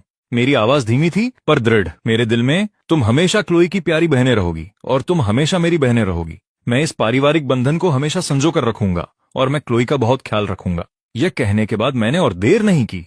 मैंने अपनी जेब से मखमली डिब्बा निकाला, घुटने के बल बैठकर उसे खोला। अंदर एक सादी शानदार हीरे की अंगूठी थी। उसका पत्थर मंद लेकिन स्थिर चमक से दमक रहा था। मैंने यह अंगूठी खास तौर पर बनवाई थी, जिसके अंदर हमारे नाम के शुरुआती अक्षर गुदवाए हैं, जो हमारे अटूट बंधन का प्रतीक हैं। मैंने क्लोई की ओर देखा, मेरी आंखें प्यार से भरी थीं। क्लोई, इतने सालों के साथ के बाद मुझे लगा कि तुम्हारे लिए मेरी भावनाएं सिर्फ लंबे साथ की एक आदत हैं, लेकिन जब तुम घायल हुई तो मैं आखिरकार अपना दिल समझ पाया। मुझे पता है मेरे पास कहने को कोई बनावटी शब्द नहीं है, बस एक दिल है जो अपनी बाकी जिंदगी तुम्हारे साथ बिताना चाहता है। क्या तुम मुझसे शादी करोगी?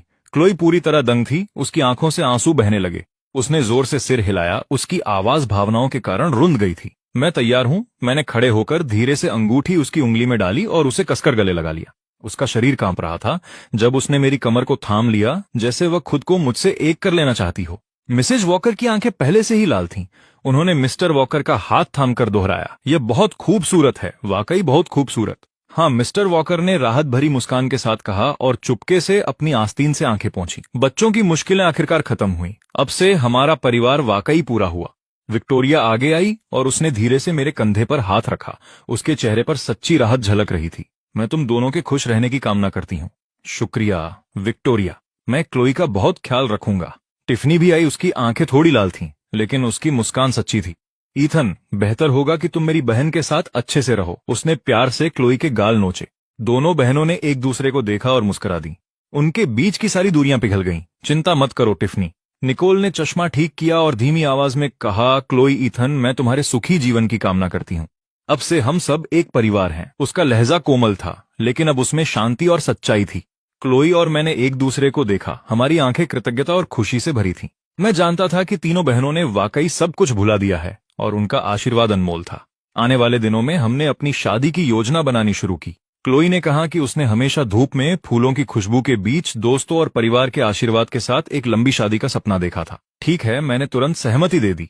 तुम जो चाहोगी मैं उसे हकीकत बनाने की पूरी कोशिश करूंगा। शादी अगले वसंत में गांव के एक प्राइवेट एस्टेट में तय हुई। वहां का लॉन हरे मखमली कालीन जैसा तैयार किया गया था। यह हर तरह के फूलों से घिरा था। चेरी ब्लॉसम, गुलाब और ट्यूलिप रंग और खुशबू की छटा बिखेर रहे थे।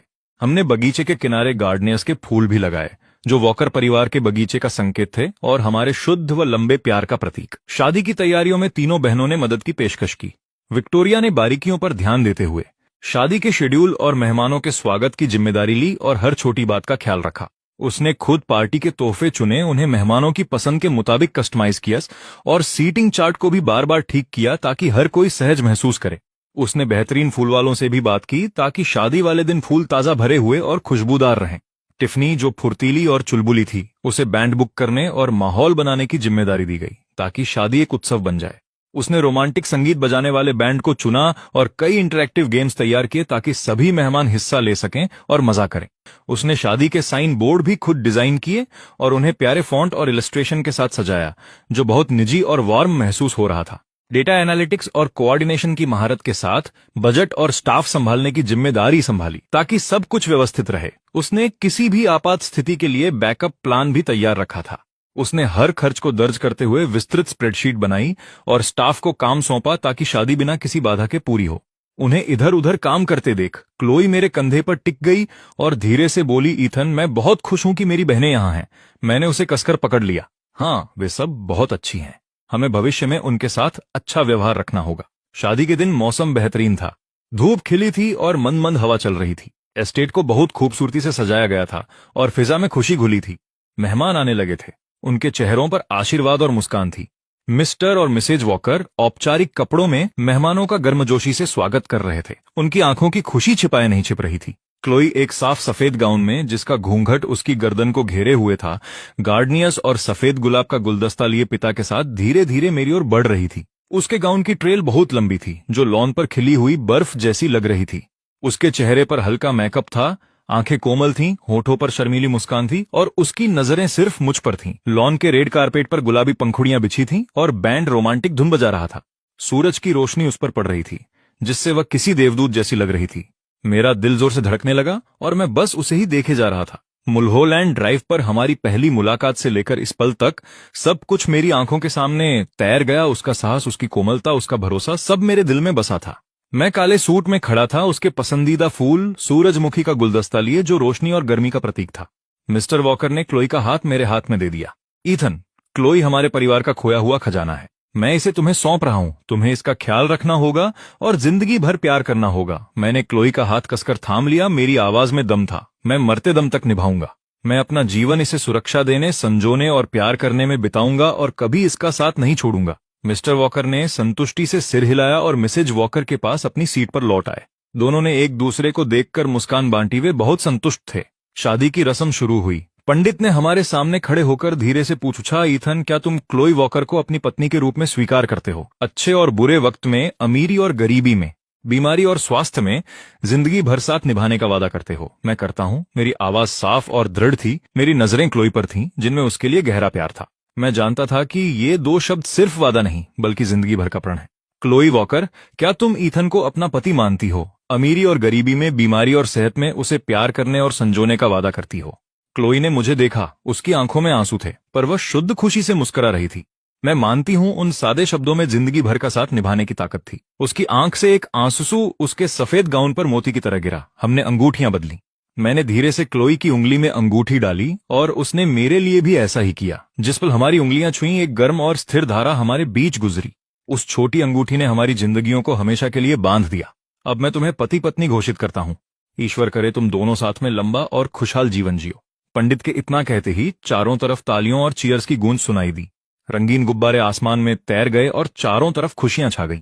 मैंने झुककर धीरे से क्लोई के होंठ चूमे। वे कोमल और गर्म थे, जिनमें गार्डनियस की हल्की महक थी। उस पल में वक्त मानो ठहर गया था। आसपास का सब कुछ धुंधला हो गया, सिर्फ हमारी धड़कनें और सांसें सुनाई दे रही थीं। शादी के दूसरे साल क्लोई मेरे पास आई। प्रेगनेंसी टेस्ट की रिपोर्ट थामे उसकी उंगलियां कांप रही थीं और उसकी आंखों में आंसू थे। ईथन, देखो, हम माता पिता बनने वाले हैं। मैंने रिपोर्ट ली। एक पल के लिए मेरा दिमाग सन्न हो गया और फिर अवर्णनीय खुशी मुझ पर छा गई। मैंने उसे कसकर गले लगा लिया। सच में क्लोई, हम माता पिता बनने वाले हैं। वह मेरे सीने पर टिककर सिर हिलाकर मुस्कुराई, हालांकि उसकी आंखों से आंसू बह रहे थे। डॉक्टर ने कहा कि 5 हफ्ते हो गए हैं। यह खबर हमारे जीवन में खुशी की लहर ले आई। मिसेज वॉकर उसी दिन न्यूट्रिशनल सप्लीमेंट्स के बैग लेकर पहुंच गईं। अंदर आते ही उन्होंने क्लोई का हाथ थाम लिया। उनकी आंखें क्लोई के चेहरे से लेकर उसके पेट तक ऐसी देख रही थीं, जैसे उन्हें कोई बेशकीमती खजाना मिल गया हो। मेरी प्यारी बच्ची, यह बहुत बढ़िया खबर है। अब से तुम्हें अपना बहुत ख्याल रखना होगा। थकना नहीं है। जो भी खाने पीने का मन हो, माँ तुम्हारे लिए बना देगी। मिस्टर वॉकर पीछे से आए। उनके हाथ में एक लकड़ी का डिब्बा था, जिसमें खास तौर पर लाया गया जंगली जिनसेंग था। उनका लहजा शांत था, पर वह अपनी मुस्कान छिपा नहीं पा रहे थे। क्लोई, अपनी सेहत बनाओ। अगर कुछ भी चाहिए हो तो बस अपने पिता को बताना। विक्टोरिया ने अगले ही दिन अपनी सालाना छुट्टी ली और घर पर ड्यूटी ज्वाइन कर ली। वह प्रेगनेंसी की किताबें ले आई और रोज क्लोई के लिए पौष्टिक खाना बनाने लगी। आज से मैं तुम्हारी फुल टाइम लॉजिस्टिक्स हेड हूं। उसने सुंदर लिखावट में एक डाइट चार्ट भी बना लिया था। देखो, पहली तिमाही में तुम्हें मसालेदार खाना छोड़ना होगा। मैंने तुम्हारे लिए रतालू और बाजरे की खिचड़ी बनाई है। यह मॉर्निंग सिकनेस में मदद करेगी। यह कितनी अच्छी महक रही है। हाँ, धीरे धीरे पियो, ध्यान रहे मुन्ना जल जाए। क्लोई ने खिचड़ी का कटोरा थाम लिया। उसका दिल गर्माहट से भरा था। विक्टोरिया, तुम्हें मेरे लिए छुट्टी लेने की जरूरत नहीं थी। विक्टोरिया ने हाथ हिलाया। उसकी मुस्कान कोमल थी। पगली लड़की, इस वक्त तुम और बच्चा सबसे महत्वपूर्ण हो। टिफनी एंटरटेनमेंट डायरेक्टर बन गई थी। वह वीकेंड पर ढेर सारी सीडी और पिक्चर बुक्स लेकर जल्दी आ गई। क्लोई, मुझे बहुत सारा शांतिदायक प्रीनेटल संगीत मिला है और यह किताब बेबीज वंडरफुल वर्ल्ड। तस्वीरें बहुत प्यारी हैं। चलो साथ में बच्चे को कहानियां सुनाते हैं। वह सोफे पर बैठकर बड़े हाव भाव के साथ किताब पढ़ने लगी। यहाँ तक कि जानवरों की आवाजें भी निकालने लगी, जिससे क्लोई खिलखिलाकर हंस पड़ी। हा हा हा, टिफनी, तुम्हारी मिमिक्री बहुत अच्छी है। बच्चा तुम्हारी खुशी जरूर महसूस कर पा रहा होगा। टिफनी ने गर्व से अपनी ठुड्डी उठाई। बेशक तुम भूल गई, मैं कॉलेज के ड्रामा क्लब में थी। फिर भी बच्चे की शुरुआती शिक्षा पूरी तरह मुझ पर है। निकोल ने एक मोटा फोल्डर मेरे हाथ में थमाया। प्रीनेटल चेकअप शेड्यूल, भ्रूण की हलचल की निगरानी और प्रीनेटल योग क्लासेस सब मार्क किए हुए हैं। मैंने नैनीज के रेज्यूमे और पोस्टपार्टम केयर सेंटर्स की तुलना भी डाल दी है। देखो, अगर कुछ बदलाव करना हो। मैंने फोल्डर खोला। अंदर के चार्ट बेहद व्यवस्थित थे। तुम कितनी बारीकी से काम करती हो। तुमने तो फॉर्मूला दूध के घुलने की दर और अलग अलग डायपर के ब्रीदेबिलिटी तक का हिसाब रखा है। निकोल के होंठों पर एक हल्की सी मुस्कान तैर गई। ये सब जरूरी है। बच्चे की सुरक्षा सबसे अहम है। ये ऐसी चीजें हैं जिनके बारे में हमें पहले से सोचकर चलना होगा।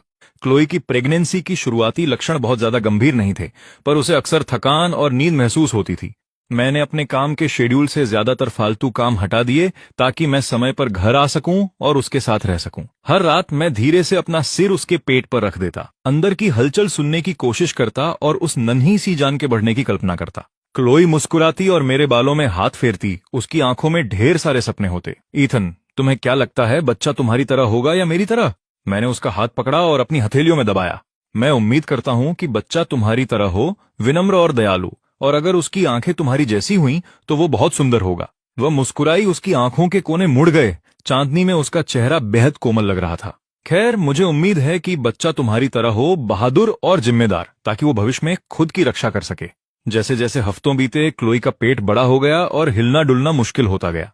रात में कमर दर्द की वजह से उसे नींद आने में दिक्कत होती थी, इसलिए मैं उसके साथ जागता, उसकी कमर मालिश करता और उसे आरामदेह स्थिति पाने में मदद करता।